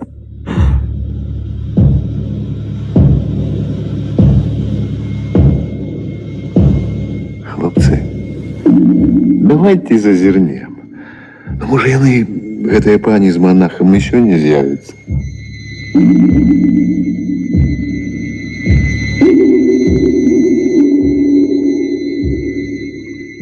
Хлопцы, унь яны. Да дзе? Нічога не бачу. О, не, унь яны. По галерэі, відаць, ужо канчаючы сваё начное шэсце, рухаліся цёмны доўгі цені, цень светлы. Ну, самі ж бачылі. Што б гэта магло быць? Д'ябал, мяне варожа забяры. Калі я ведаю, што гэта. Містыка нейкая. Так яно і так, чэк твой драк. Ну, за лёс маладога пакалення можна не непакоіцца. Настаўнік беларускага прыгожага пісьменства, хворы на містыцызм і лаяцца як басяк. Тихо. Слухайте. Лопатуха, здаецца.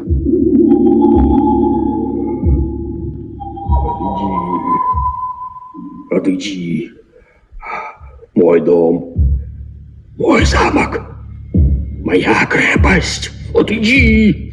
И что над ёй мое, и под ёй мое. Я вам дам душегубцам. Я вам дам циклон, людожеры. Фашисту заклятые. Жить хочу, жить. Ай, детки глядят, просятся. Вартую их. И потаемность вартую. Изыди.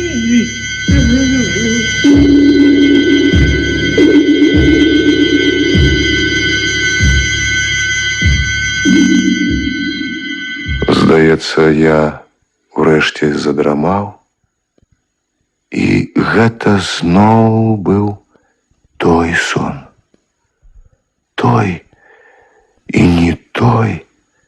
Гэта ажылі тыя словы настаўніка-змагіцеля аб людскім погаласе пра тыя ўцёкі.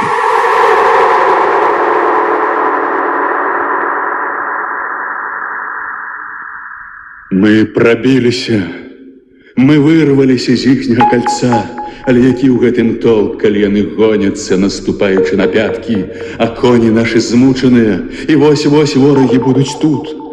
Конь Ганны маёй цяпер ужо назаўсёды, Гардзіславы маёй змучаны менш. Скачы, Ганусю, ты лёгкая, твой конь не так выснажыўся, ляці! Не! И ложа, и пошесть, и радость, и болезнь, и смерть одна над... Лети, Ганусю! Поздно. С трех боков поляны выезжают с пущи конники, обкладывают нас двоих. Ну что, верная жоночка, что, невестик, ты удалась, что дед твоя намола? Ці паспяхова табе далося маё добро плюндраваць? Крадзенае яно твоё добро. А дзе не крадзеныя, то гэта юдавы грошы, цана прададзеных табою сяброў. Ну што ж, насмеліўся ты на жонку, на майно маё кусіцеся, то не скардзіся цяпер на маю адправу. Что выбирать будешь? Умет ты грать. Что ж ты, княжо, а тут, кажуть, на ловы поехал. Бачу я теперь, якія гэта ловы.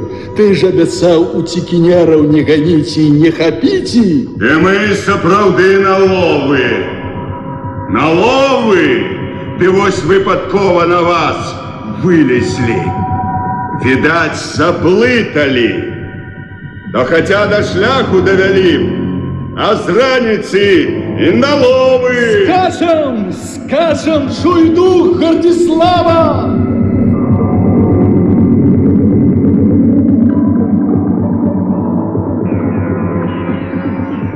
Тело мое на увесь свет идуть по гульбищу.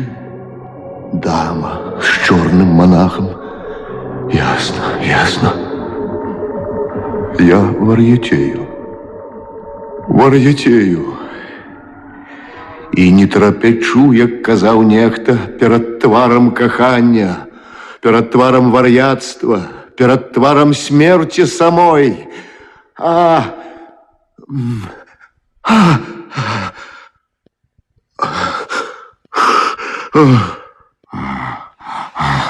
Антоний, что это такое? Что это такое? Стогнал всю ночь. Говорил мне, что сне, но вот зубами скреготал. Находятся вось так по солнцу целый день без шапки. Голову на печень, не в час ядуть. Накураться, наскукчаться, як суслы. Выпить еще гадости нейкой. Я не пью.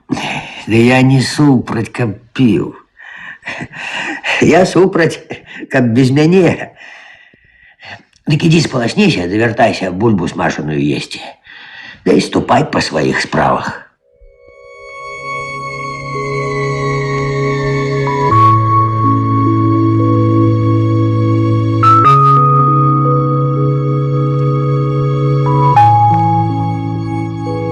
На рэчцы стаяў лёгкі туманец.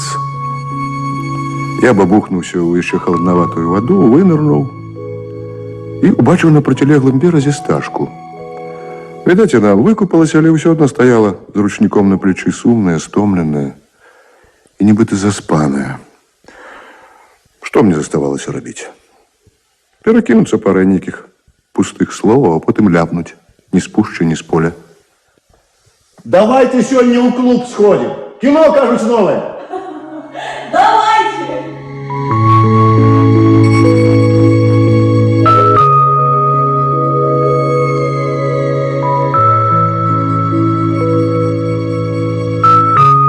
Ну, вось і скончилось кино. Застанемся на танцы. Не. Пойдем домой. Только стежкой, ну, простки прос карьеры. Ходим.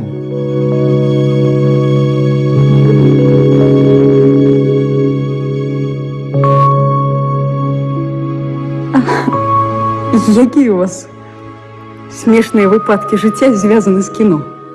З кіно? Да вось. Один прыйшоў у галаву. Як я адкрыў італьянскі неарэалізм. Ну, адносіны да італьянскіх фільмаў у мяне пасля вайны былі, ну, як да ўсіх узятых у якасці трафея пасля перамогі. Можа, яны і не італьянскія былі, дай, думаю, кіно схожу. Афіша вісіць. Устін Малабазі. Ну, думаю, Устін Малабазі, так Устін Малабазі. Грузінскае нешта на кшталт Георгіса Акадзе. Пайшоў. І тут надпіс на экране «Італія». Ледь не плюнуў, а потым назва «Устін Малапаї». Я прочитал «Устін Малабазі». Так я открыл. Стой, стой. Хто гэта? Тень рухаўся моўчкі. Мало таго, справа ад цёмнай сцяны аддзяліўся другі.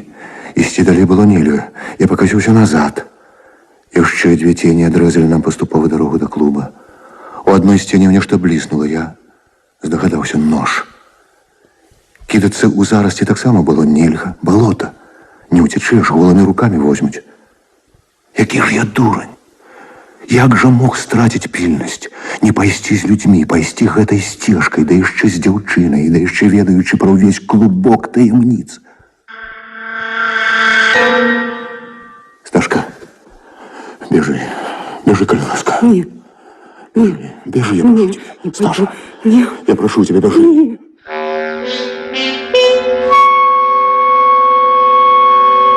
Але яна не уцякала, а я нават не мог павярнуцца, хаця адчуваў за спіной, ужо блізка, сіплае дыханне другога.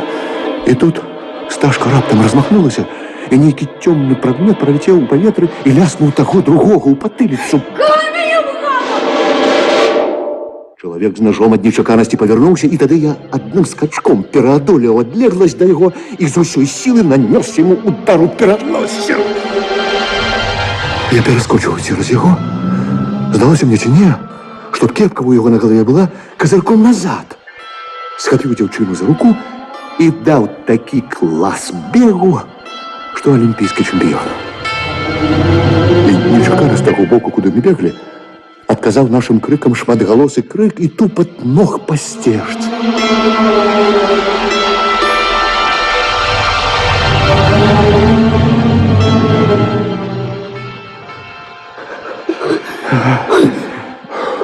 Кто такие? Позвал когось? Не познал. З ножом хацеў маё жыццё, сволач. А ты яго мне даў. Чым ты яго стукнула ў патыліцу, Сташа? Пан туфли, нічого ж не было больше. Як же гэта не могли? Ну, бедненькая моя хорошая. Кинь. Ну, сволочи! Доберемся мы до вас, зальем мы вашим горячего сала с дерьмом. Добре, што хаця добра скончылася. Страшэнна гэта прыемна, калі ніхто не б'е вас доўбняй па галаве. Асабліва, калі другі раз. Вось пераканайцеся самі. Глядзі, ганчаронак. Что? Утекли? С ножами? Ай-яй-яй-яй, вось беда. Вы не может быть. Ох, мерзотники. И это у нас, а?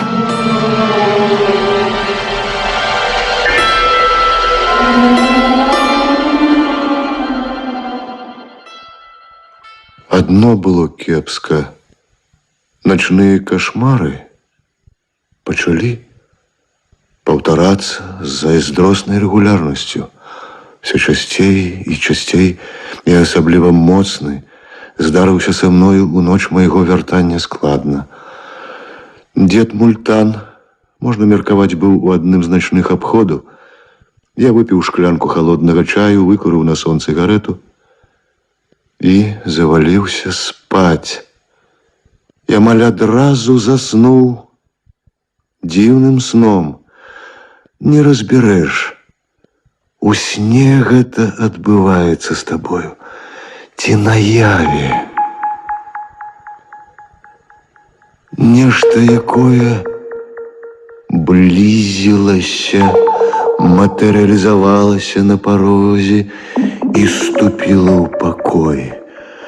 Воблік увогуле быў чалавечы, толькі шыі не было.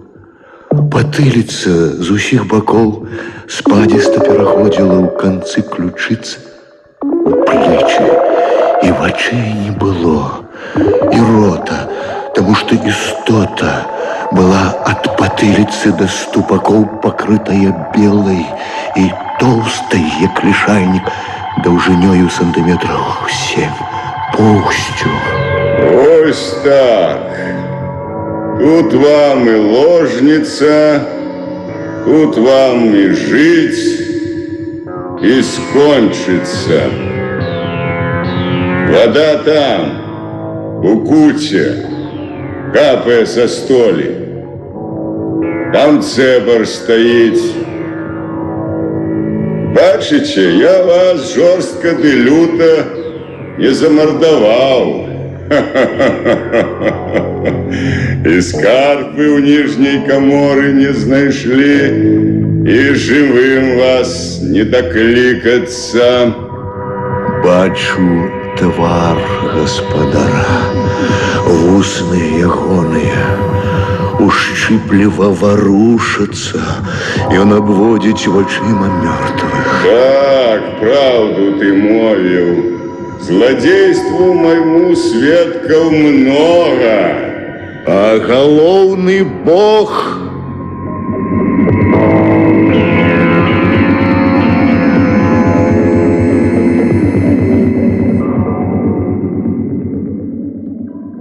Ну и что вы собираетесь робить?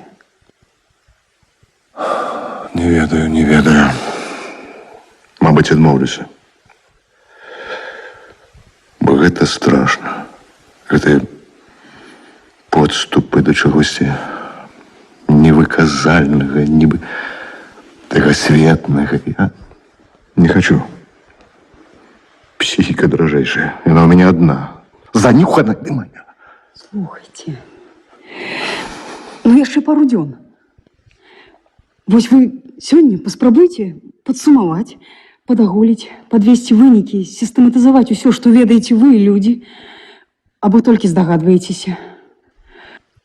Урэшце, вы не павінны забываць пра Мар'яна.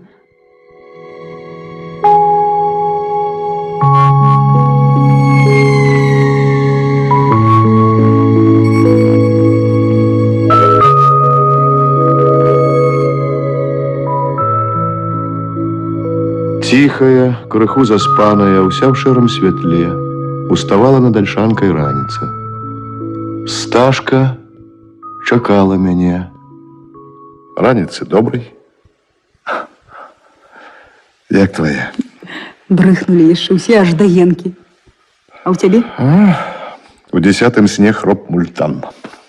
Не, трэба таки уцякаць. І там добираться. Ну, все одно, завтра ж поедешь. Это я еще погляжу. Як некоторые люди будут себя вести. Ну, что, почнем? Почнем.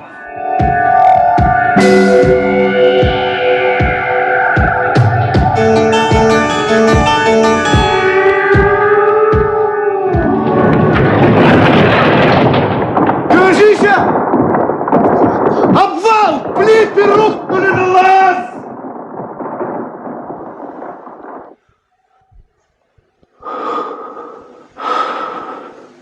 Мы провалились вниз. Темень якая. Антон! Антон, где вы? Тут я. Идите на голос. Я тут. Ближе, ближе, ближе, ближе. Ага. І нічого нельга зрабіць? Навряд. Метр с чвертью на метр. А это что? Это всплывая на плиты жвір. То что будем робить? Почекайте. Треба запалить свечку, каб огледеться. Без огню зусім каюк. Черт. Ай, холера на мою голову. Чего там? Да запалки засталіся на версі. У пінжаку.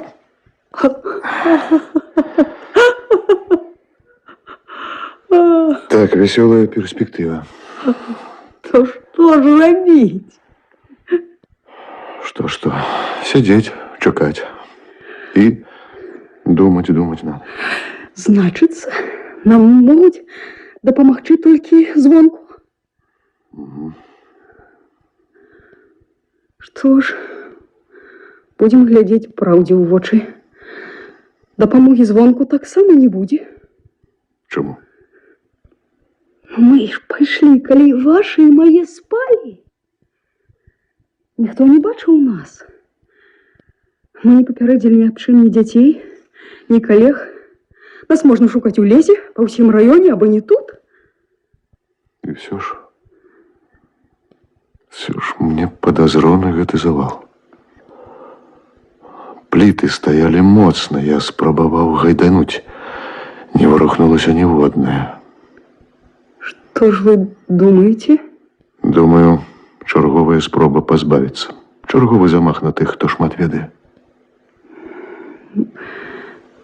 Вы казали, без ежи можно прожить долго?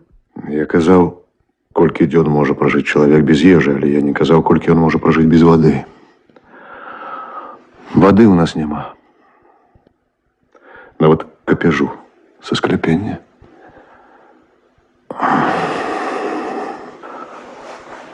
Ага. Сташка, дай руку, где твоя рука? Что? На, трымай.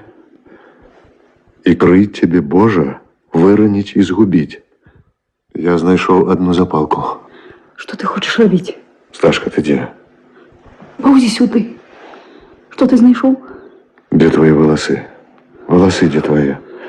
Я подсушу. Обег запалку. А ты покуль трымай свечку. Так. Вот тут трымай, вот тут. И крыть тебе, Боже, нават дыхать.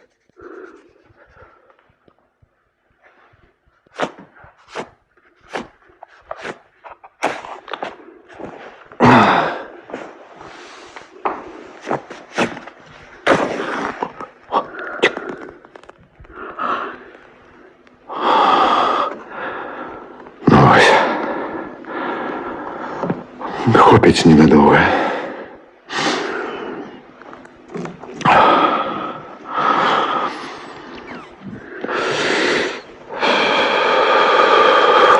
Ці хопіць у нас у гэтай пасцы паветра. Ах, вы яшчэ закурылі, Антон. Так ты мой закурыў. Бачыце, дымок цягнецца. Он, да той цёмнай плямы ўнізе. І да той, што вышэй. Тут ёсць цяга, ёсць паветра. Мы не задыхнемся. А я паспрабую зрабіць труд. Тут и не докопаешься. Может, той подборный мур рухнул, и удар отдался сюды. А может, нехто сачыў за нами? Нехто постараўся нас тут замураваць? А разум замураваць і сваё мінулае? Ты успокойся. Якое минулое? Ну, успокойся. Ты... О. Угу.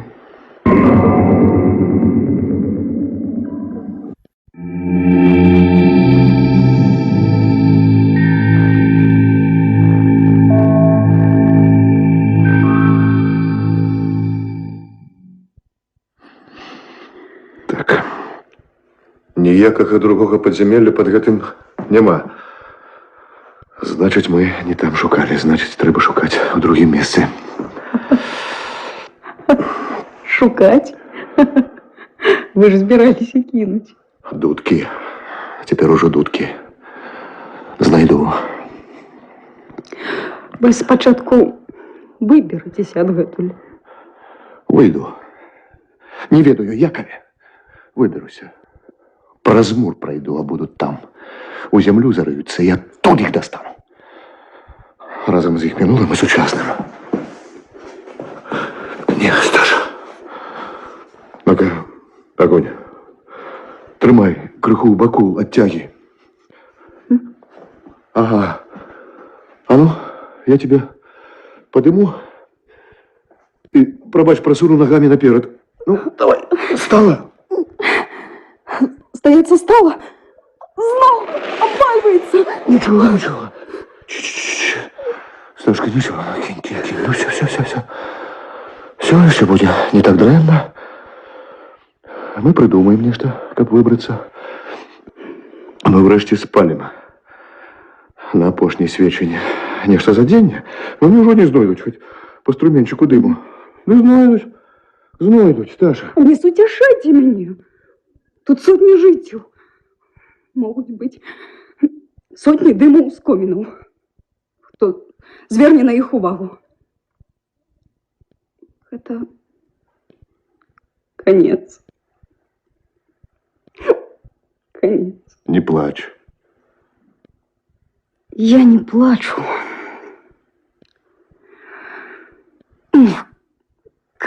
яна іншая. Что? А теперь уже можно сказать. Все одно ничего не изменится. Мне прыгно, что ты не зауважил. Не зауважил, что я ледь не с самого початку кахаю тебе. Кинь. Кинь, гэта я. Гэта я. Не хотел, каб ты зауважила. Я прожил больше за тебе так много, так бессоромно много, что я не маю права. Ты на ўсё меў права. Я вельмі кахаю цябе. Мне нават усё адно, што мы тут і не выйдзем адсюль, бо гэта мы тут. Ты і я. Не думай. Я шчаслівая гэтым. И я счастлив. Я счастлив, что дапамагло гора, что я пачуў гэта. Бо я ніколі не наважуюся сказаць табе. Хотя я жадаў бы, каб ты жила доўга-доўга. Пакуль існуе гэты кляты благословенный свет. Я больше за ўсё на свете хотел бы, каб ты жила. Я дуже люблю тебя. И мне легко зараз признацца ў гэтым. Я ўсё б аддала за цябе. Правда. Бо лёс паставіў нас перад немагчымасцю хлусіць. А не ў адным слое. Я і так ніколі не хлусіў бы табе. Гэтым цяжкім валасам, морскім вачам, гэтым веям немагчыма было б хлусіць. Дзякуй табе, дзякуй за ўсё. Будь благословенна.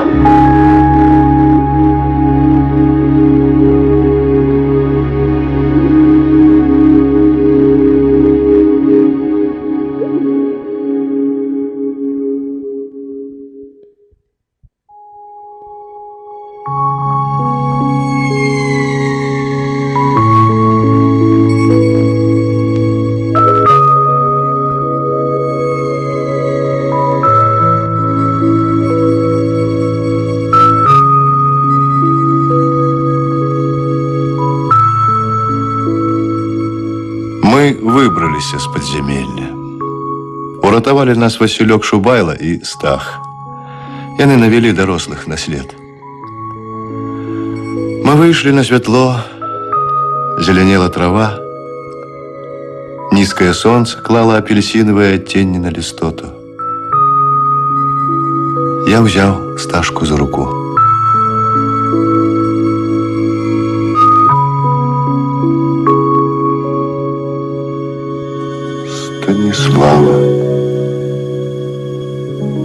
Станислава.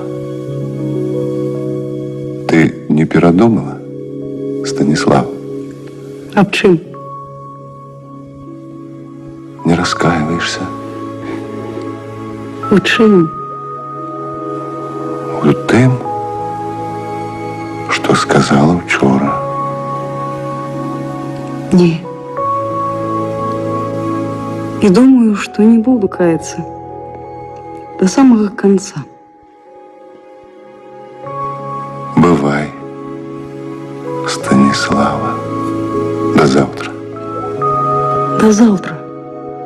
Чтоб не здарылася. Чтоб не здарылася з намі ў жыцці.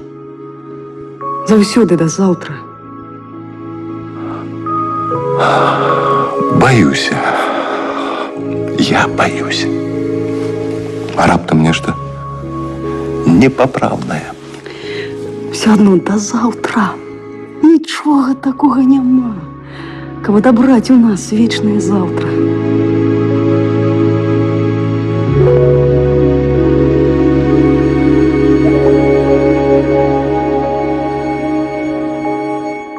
Я уступіў у невялічкую лагчынку. Перада мною узвышаўся дужа высокі цень чалавека. Гэты тень узняў руку і павольна апусціў яе. Всё гэта чынілася ў поўным маўчанні, у якім было нешта такое, што абяцала нядобрае. Я азірнуўся назад. Яшчэ адзін тень блакіраваў другое выйсце.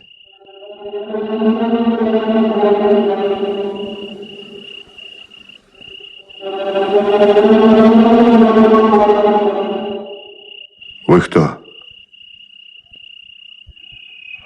Урэшце можете і маўчаць. Я ведаю так. Здоров, Гончаронок. И ты здоров, Высоцкий. Что? Спокой абрыднуў аматару ціхага жыцця? Ну, здоров. Доброй ночи, Космич. Наўрад ці яна будзе добрая. И тут ты не помыляешься. Дарэмна вы задумали, хлопцы. Дарэмна распачалі. Маё маўчанне ўжо нічога не каштуе. Я парушыў яго. І калі са мной нешта здарыцца, тыя людзі зробяць свае высновы. І на гэты раз хістацца сабе не дазволяць. Марудзіць не будуць. А нам і не трэба. Это не здабыццё маўчання і нават не зусім помста. Просто падвядзенне вынікаў. Ты зрабіў сваю справу, прывёў нас да табой жа адкрытае сховішча, а ўжо ўскрыць яго. Тут нам цалкам хопіць твайго маўчання да раніцы. Ну, так што? Прысядзем, ды пагаворым. Цягнеш. Выгандлёваеш пару хвілін? Не. Не дапаможа. Да не цягну я. Просто постараемся нагадаваць вашу і маю цікаўнасць. Узаемна. Цікава ж, правда? Як працавалі нашы галовы. Твоя скора працаваць не будзе. Кінь. І сапраўды цікава. А часу нам хопіць. Нават зашмат будзе. Патрэбнае нам можна і перахаваць лёгка. Астатняе хай гарыць. А тое, што патрэбна не табе і мне? Можа, і знойдзецца. А можа, і згарэць хрэн з ім. Сапраўды. Давайте сядем, да ціха, мирно пагаворым. Ну, ось і пагаворым. Пачынай. Пачну з таго, што калі нават і не на 100%, але я ведаю вашу гісторыю. Ваше мінулае. Як? Лічыце, што спачатку гэта былі проста няясныя здагадкі. Я не ведаю, якім чынам вы даведаліся аб кнізе і таямніцы, схаванай у ёй. Але вы ведалі. Магчыма, яшчэ з часоў вайны. З часоў апошняга Альшанскага.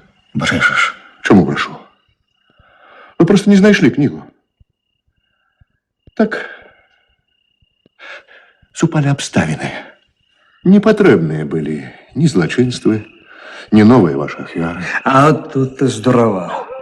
Мы з часам здагадаліся, што ты нейкім незразумелым чынам зрабіў звышнатуральнае. Хаця меў у руках толькі трэць таямніц.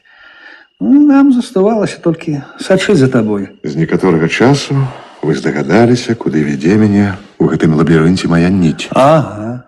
Тады я стаў непатрэбны. І тады вы пачалі рабіць шматлікія спробы прыбраць мяне з дарогі.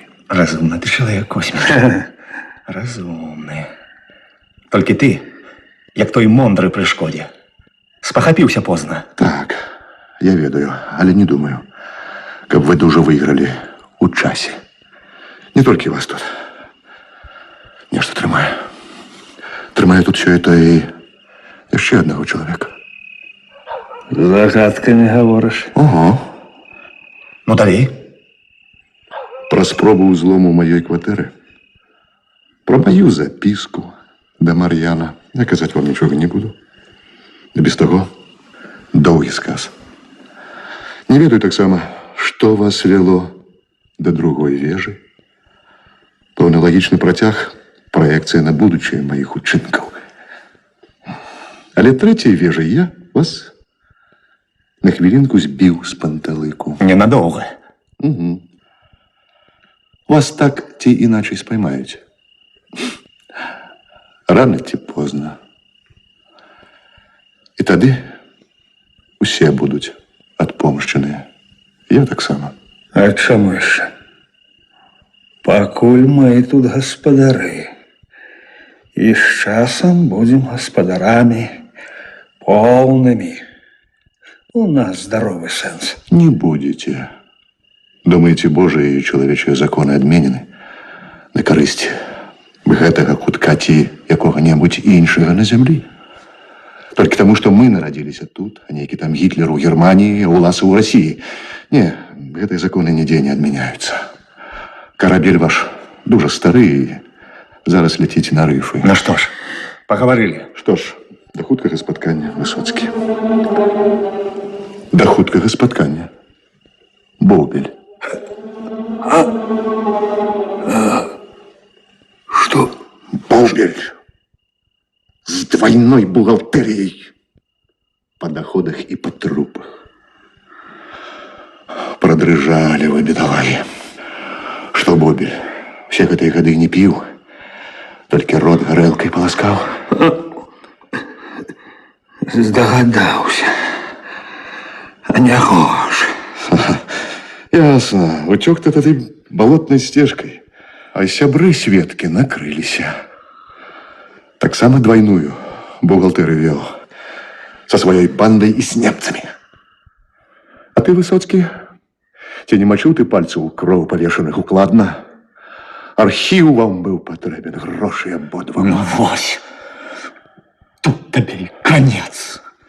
Мало мы вас, гадов, перакоцали. Брудные вы, падлы. Пистолет руком узняўся вгору, пасля пачаў опускаться.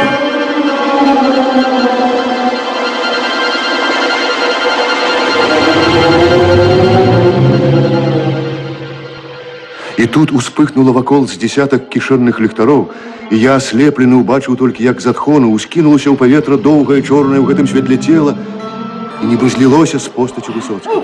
Села мне. У наступны момант яны пакаціліся па зямлі, а я скочыў на Бобеля. Ён зручна адхінуўся і тым самым падставіў падбароддзе якраз пад маё калена. Ляснулі зубы, і ён пакаціўся да гары, і тут я насеў на яго. Перахапіў правую руку з шипастым кастэтам. Мне трэба было дарвацца да гэтай глоткі.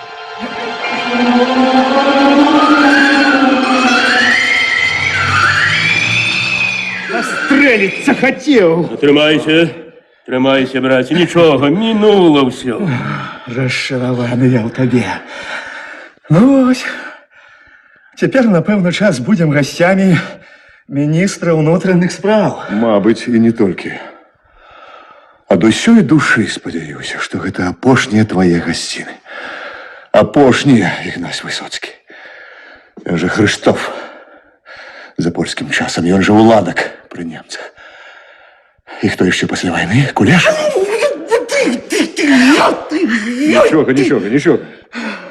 Твой інсульт вылечыць. Каб ты ў трэці раз не вымкнуў кудысь.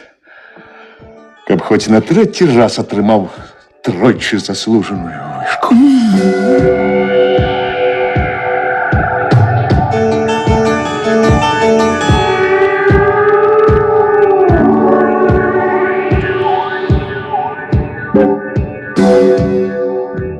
А ўсё ж без тваёй галавы нам цяжка давялося. Без расшифроўкі таго тайнапісу. Без першай трывогі, якую падняў бедалага Мар'ян. Цяпер яны даведаюцца. Цяпер лягчэй. Пройдзем праз замкавы двор. А гэта на што? Ну, а раптам дама з монахам. Ты што, у глупства ты верыш? Веру, не веру, але праз гэта не здолею я паехаць адсюль зусім спакойна. А што ж, хадзі.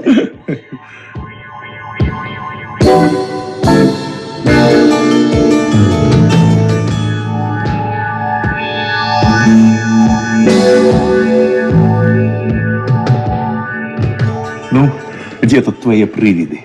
Калі я маю рацыю, павінны дачакацца не сёння, дык заўтра. Да заўтра чакаць? Во, чалавек, які зрабіў памылку, што не пайшоў у сышчыкі. Пайшоў. Амаль. Нічога добрага за гэтага не атрымалася. Ну, колькі яшчэ чакаць? А я нікого не прымушаю чакаць, Микола Часович. Ну, павінна быць вось-вось. Калі я не памыляюся. Ой, замільгацела нешта. Яны. Не рухайся. Яны зніклі. Але ты осветлены, Антония. Сюды, хутчэй. Зерните, понял.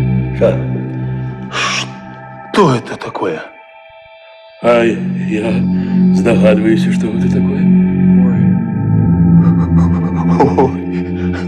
Гадзіннік. Сапраўды старамодны, старажытны нават. То что? Органисты Ксен сказали мне, что там для нейкай мэты сістэма моцных люстраных рэфлектараў. Ну вось. У пэўныя дні прамень месяц трапляе на іх. І вось ідзе галерэя цёмны цень ад нерухомай стрэлкі, а за ёй светлы цень. Адбіты ад рэфлектара. Вось і ўсё. Баечки. Дурында ты. Ну, и ты не лепш. И собила ж тебе такую каску, прыгажось такую у друг расшкуматать. Потребное оно комусь было твое тлумачение. Во. Дурында и ёсть.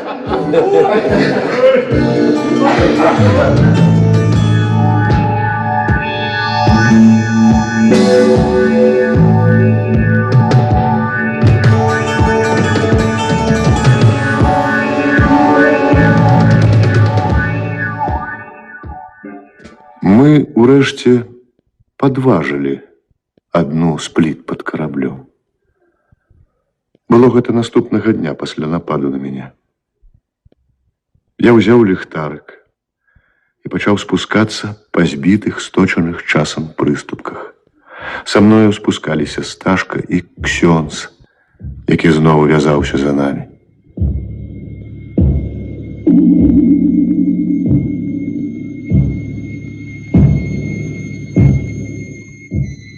Что это?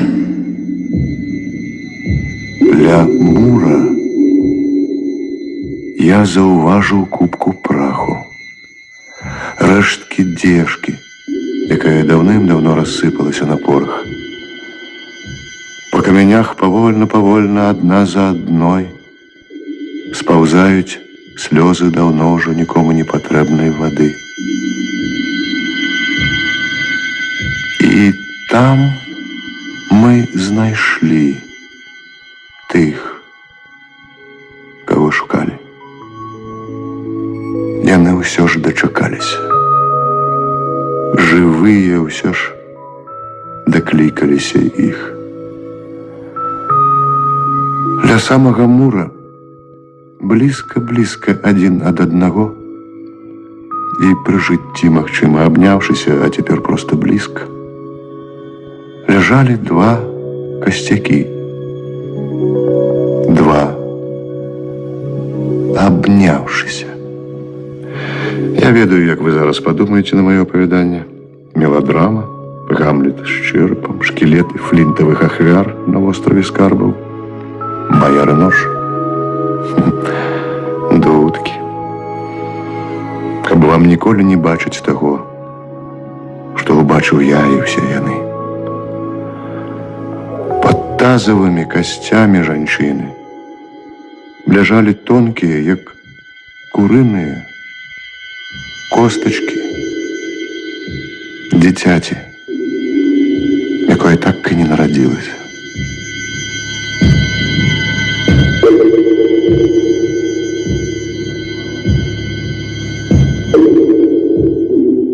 Ходим отсюда. Ходим. А то не хрещеная. Погубленная душа. Погубленная. Для земли и солнца. Смертная душа. Так. Это сапраўды смертная. І няма, мабыць, больш смяротнага граху за гэты. Так. І помсты яму няма, і няма яму адплаты. Няма адплаты? Няма.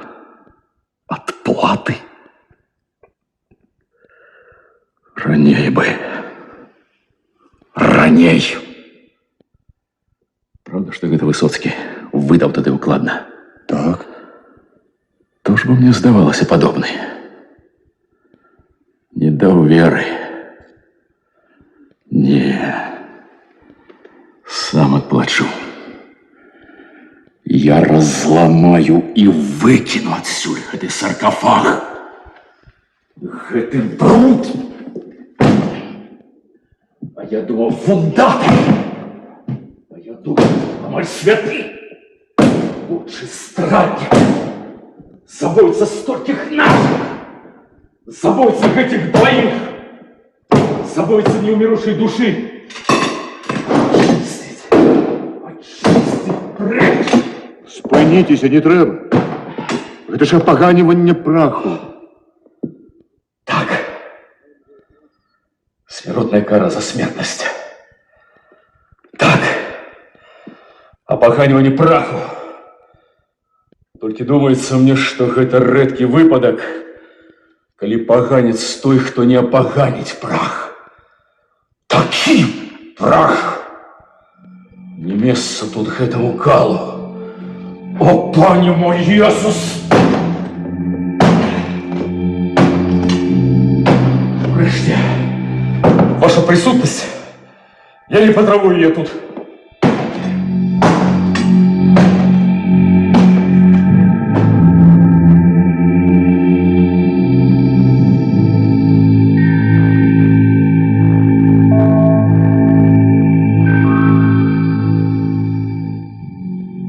Ксёндз з'явіўся недзе хвілін праз 40, кінуў да ног скрутак і сеў побач са мной.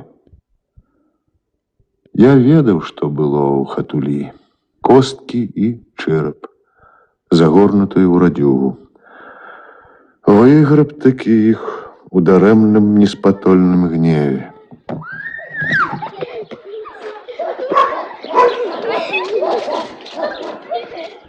Я это думаю. Я это боюся, што дарэмныя былі модлы, што людзі ўзносілі на гэтым месцы шмат стагоддзяў. Таму што гэтая падла ляжала тут. Даруй мне, маці Вастрабрамская. Ну што вы гэта? Хіба яму не ўсё адно? Это для вас усё адно. А яму не ўсё адно. І мне не ўсё адно. Таму што я веру. У адрозненне ад вас. Веру, што ён зараз недзе там скрыгоча зубамі.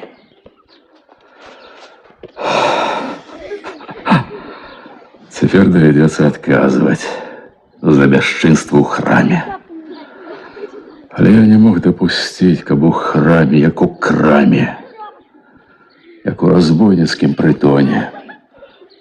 Ведаеце, што Шоу сказаў пра Леніна? Недзе на мяжы 20-х і 30-х. Не памятаю нешта. Ён сказаў, калі толькі гэты эксперымент у галіне грамадскага уладкавання не ўдасся, тады цывілізацыя пацерпіць крах, як пацярпелі крах шматлікія цывілізацыі, што папярэднічалі нашай. Але... Адказнасць адчуваеце? Ну вось. І самазаспакойвацца рана. Пакуль ёсць майданікі, гінуць людзі, швэндаюцца па свеце і чыняць зло прамыя нашчадкі гэтай вось пачвары. Людям вельмі патрэбна чыстае паветра. Трэба, каб лёгка дыхаць. Ну чаго не ідзіце? Клад знайшлі. Не хачу я на ўсё гэта глядзець. Гэта больш не моя справа. Ускрылі тую ніжнюю камору. Такога я нідзе не бачыла. Хіба што ў эрмітажнай залатой каморы. А што ў новым замураванні? Не ведаю. Мабыць, нарабаваныя камандай Розенберга. Зноў жа, каштоўнасці, карціны, іншае такое. І відаць тое, што апошні Альшанскі разам з немцамі тады закапаў ды не вярнуўся. Так можа і паперы ягоныя там? Можа і там. І вядома, архіў. Ну, гэтым будзе займацца не мы. І, магчыма, нават не Шчука. Вы завтра едете, Косміч? Мабыць, так. А вы, Станислава? Мне яшчэ тут работы і работы. То не губляйте один одного. Згубленага не знойдзеш. Хто, а я гэта ведаю. Ну, бывайте. З вами, Антония, до завтра.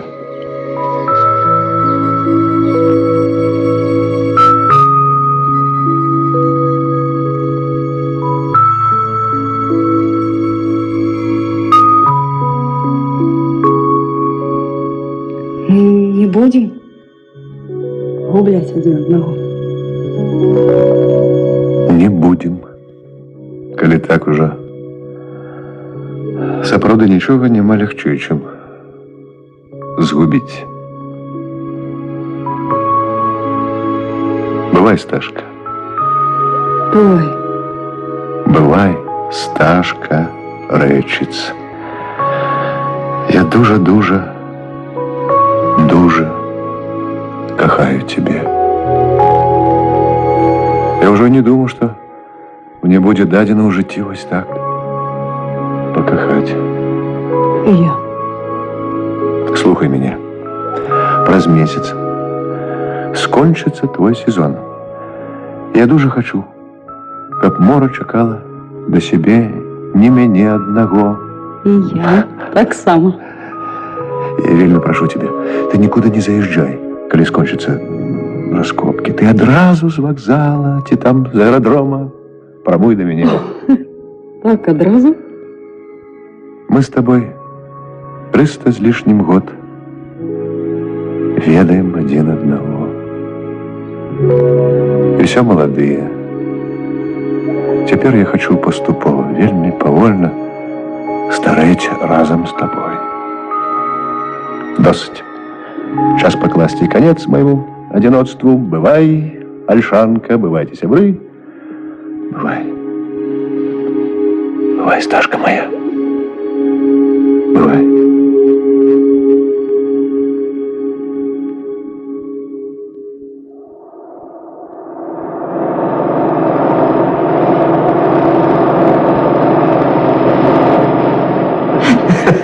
Ну чего молчишь? Отстань. До хаты едешь.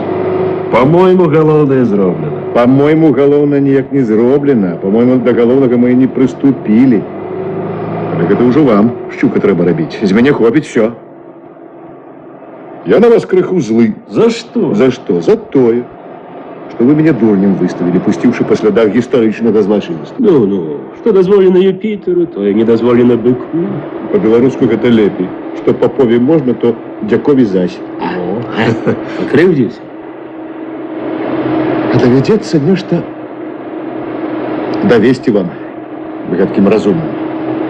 Просто ў якасці справядлівасці, у якасці звычайнай кампенсацыі за маральную шкоду. Іначай разбірайцеся далей ўжо самі. Даўжэй, чым гэта раблю я. А я умываю руки. Ведай, что... Вы заслугоўваеце пакаранне, паўтараю. Якім правам? Тым, што я ўвесь час думаў пра гэта, што я не забываў ніводнага слова, ніводнай дробязі, што я ўвесь час камбінаваў ім. Почасту мозгам, а не следствам. Кеміў, а не шукаў. А цяпер я прапаную вам развязку. Ну што ж, а гэта не будзе процізаконна? Гэта не будзе супраць ніводнага з 9 запаветаў.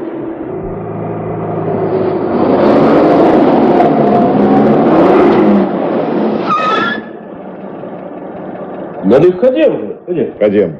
Дайте уже мне хоть такую сатисфакцию. В сенсі задовольнення? Добре. Куди? Туди. Як один дуже культурний у Інституті культури викладав, цитував Рилеєва. Куди ти ведеш нас? Не видно нигде. Ясно, куди на коньяк, на себе в гости.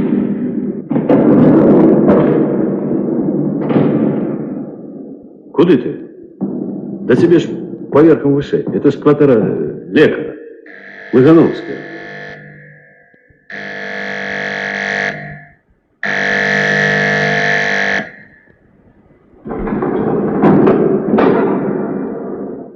Вечір добрий.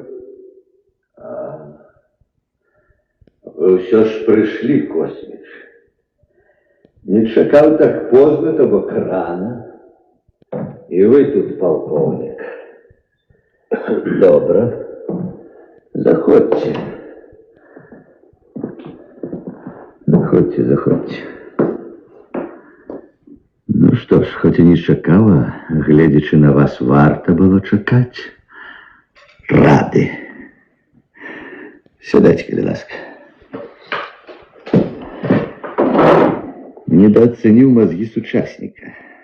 Ну, с вами, полковник, мы давно ведаемся, хотя и не зусім по правилах. Так будем знакомы. Перед вами князь Витовт, Ксаверы Станислав Ольшанский. Так. Мое ранейшее прозвище. Лыгановского можете отправить на могилки имен. Тем больше, что я для гэтага документа никого на той свет не отправил, и увогуле особисто никого. Ну, так ось, Ольшанский. Ведаю. И я ведаю, что это так. А адкуль з'явіўся першы цень здагадкі? Прошу прабачэння, і вядома, калі гэта не сакрэт. Гены. Мільная схожасць. Статуя в Ольшанскім касцёле. Каб не яна, хацелася ж мне змяжыць ёй твар. Радзіны і забабоны перашкодзілі. Апазнавалі. І вы, і тая археолог, і ксёндз, калі заходзіў у касцёл. Круцілася нешта ва ўсіх у галаве. У вас і дакруцілася. Выпадковасць. Тое, што здарылася пазней і раней, а ніяк не было выпадковасцю. А што вы ведаеце? І што вы можаце ведаць аб маім стане? Стане сапраўды апошняга, які хоча хоць памерці пад сваім імем. Дарэмна. Выдуманае прозвішча Лыгановскі было яшчэ не так, не до конца скампраметаванае, як ваша сапраўднае. Тут ужо вы пастараліся новае прозвішча усімерна запэцкаць. Як запэцкаць? Злачынствамі вартымі нейкага Гіцля? А ўчынкамі сваіх продкаў я ганаруся. Іхнія ўчынкі пасавалі, адпавядалі ім, былі ім да твару. Вы памятаеце? Я нічога не памятаю, я просто думаў над усім, што бачыў і чуў. Дык вось, вы пайшлі з дома яшчэ юнаком, так? Захапіла тагачасная барацьба усіх супраць усіх. Ну от прадстаўнікі арыстакраты... Ведаю, што хочаце сказаць. Я б сказаў, асабліва сапраўдная арыстакратыя саромілася таго, што Пілсудскі родам з гэтых мясцін. Непадалёк. Супакойцеся. Ад яго бацькоўскага фальварачка застаўся толькі падмурак.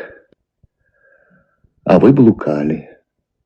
Прага, іншыя краіны пасля. Гэта з вашых далёкаў. Афрыка. І паўночна-заходняя Індыя, рака Нарбада, полюс біялагічнай недаступнасці, кветка, якая расце там. Адзін малады чалавек, мабыць, усё ж прайшоў яго, напэўна, ў нейкім скафандры. Пасля вяртання на радзіму прыблізна за год да вайны і патаемная сустрэча з бацькам. Чаму? Як вынік бацькоўскага розуму і прадбачлівасці. Так, ён быў адзін з нешматлікіх ведушчых. Ведаў, што ідзе на вальніцы, што яе лепей пераседзець. І таму вы ў Кракаве, а ён укладна, так? Я ў Кракаве і Варшаве. Дзе вы, мяркуючы па ўсім, сустрэліся з бацькам, калі пачалася вайна? Так. Кладна было ў вас. Варшаву захапілі немцы. Чаму ж вы думаеце, што мы сустрэліся? Мяркую, ваш отец здолеў у агульных рысах разгадаць таямніцу продкаў. І ў тых жа агульных рысах перадаў яе вам. На всякі выпадак. Я мяркую, што ён адкрыў вам, што ёсць кніга, ступка і таўкач. Трыяда, якая разам складае разгадку таямніцы. І што дзве часткі у дваіх верных людзей, а трэцяя... А трэцяя была ў вартаўніка касцёла. Таго, што быў да вашага дзеда. Немцы, адступаючы, пакінулі ў спакоі, але не пакінулі... Не пакінулі апошнія нямецкія пагранічнікі. Я даведаўся ў Мультана, што таго застрэлілі. Кнігу ён за непатрэбнасцю аднёс на гару да іншых рэчаў. І так самая галоўная частка згубілася з вашых очей. А вы не думаете, что, вырашыўшы выказацца и рассказать усё, я теперь могу не сказать ничего? Тогда я расскажу все за вас. з большай ці меншай дозай пэўнасці. На что? Бо я ненавидел. И это научило меня думать стакроць интенсивней. А я нікога не ненавидел, и тому повинен был скончить поражением. Вы повинны были им скончить. Бо не ненавидели, а применяли сродки, якія уживая ненависть. Чего меня зноў понесло назад на так званую бацькаўшчыну? Стаміўся ў блуканнях, павабіў цень багацця. Я зараз маю его. А там я мог бы быть монополистом, зрабіцца миллиардером. Толькі пляваць мне на гэта. Просто нідзе я не быў такі шчаслівы, як там. Ну, добра, хопіць пра гэта. Дарэчы, ці не выпіць нам каньяку? У якасці ўзнагароды за тое, што я прайграў, як бачыце, мужна прайграў, не ламаюся, словаахвотлівы. Можно и коньяку. Что, можно? Я спадзяюся, што Альшанскі не трымае ў эфеце 10 непачатых бутэлек з атрутай. Я не отручиваю вино. А сигареты? Припомните, что я раю вам потроху пить и обовязково кинуть курение. Было. Я не хотел бы отрутить вас и не хочу отрушиваться сам. А вам дякую за ваше можно, Хилинский. Шокаться не будем, это уже занадто.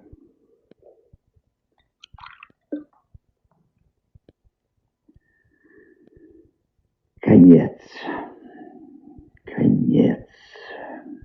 Только конец мне не такі, як вы, можа, мяркуеце.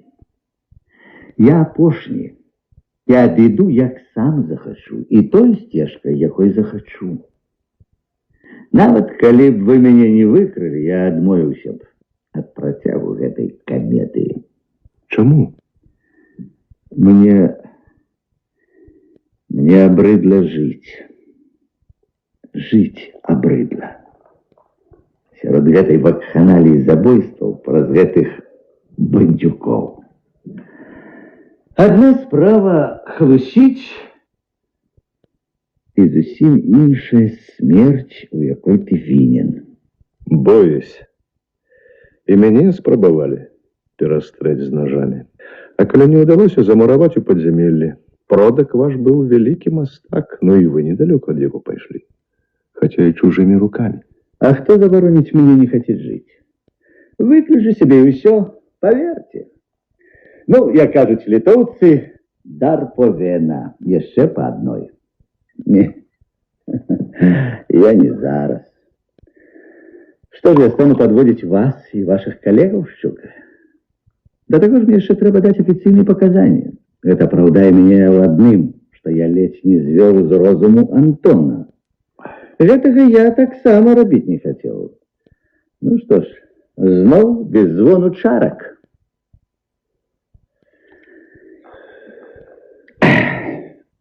Ну вось, бадай што і ўсё. Вон там мой кабінет, а ў ім телефон. Сходите, Щука, и позвоните туды, где зараз будут повинны заняться мною. И зачините за собой дверь. Я не хочу и не жадаю все это чуть.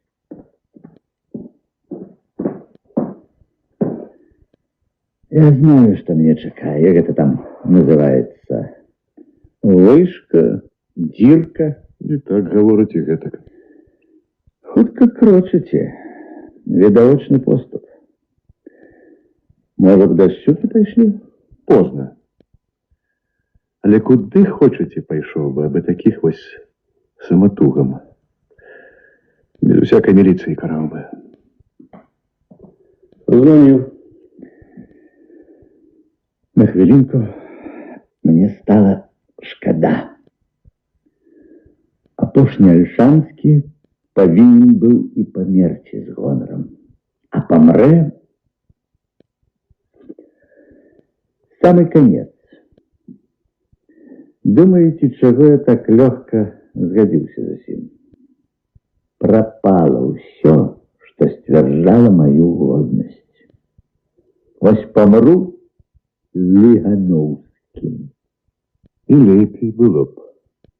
Даследчик, вандроўнік, лекар. Сумленнае, незаплямленае імя. Не імя з роду паганцу. Гаварыў Лыгановскім. Вялікай харугу не будзе. Ну так. Апошні сапега пахаваны на Вавелі.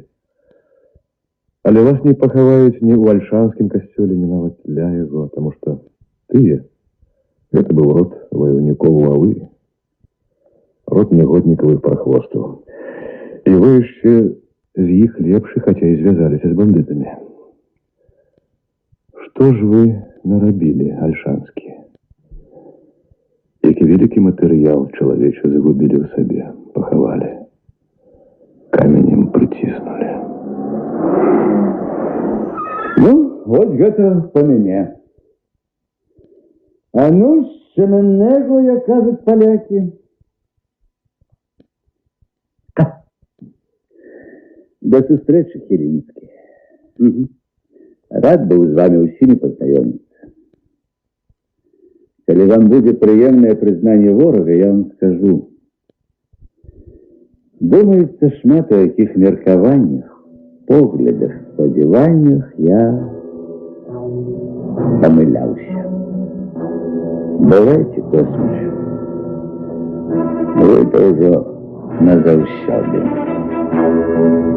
Глядзіце за мной, хлопцы, у 4 рокі. Ну вось, апошні там разбівае радавы шчыт на сваім надмагільным камяні.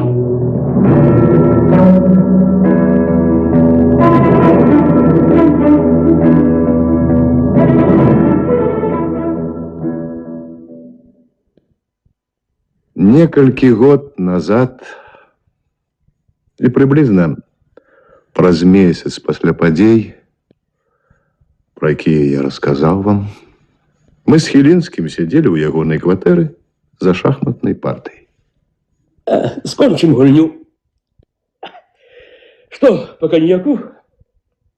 Адзін з польскіх, здаецца, дэтэктываў так і пачынаўся. Капітан піў усё, акрамя кавы. Дрэнны пачатак. У нас бы яго рэдактар зарэзаў. Вып'ем за рэдактара, які разумеюць гумар. Ты чаму не пытаеш, чым гэта ўся гісторыя закончылась? Мяне яна перастала цікавіць. Трымай.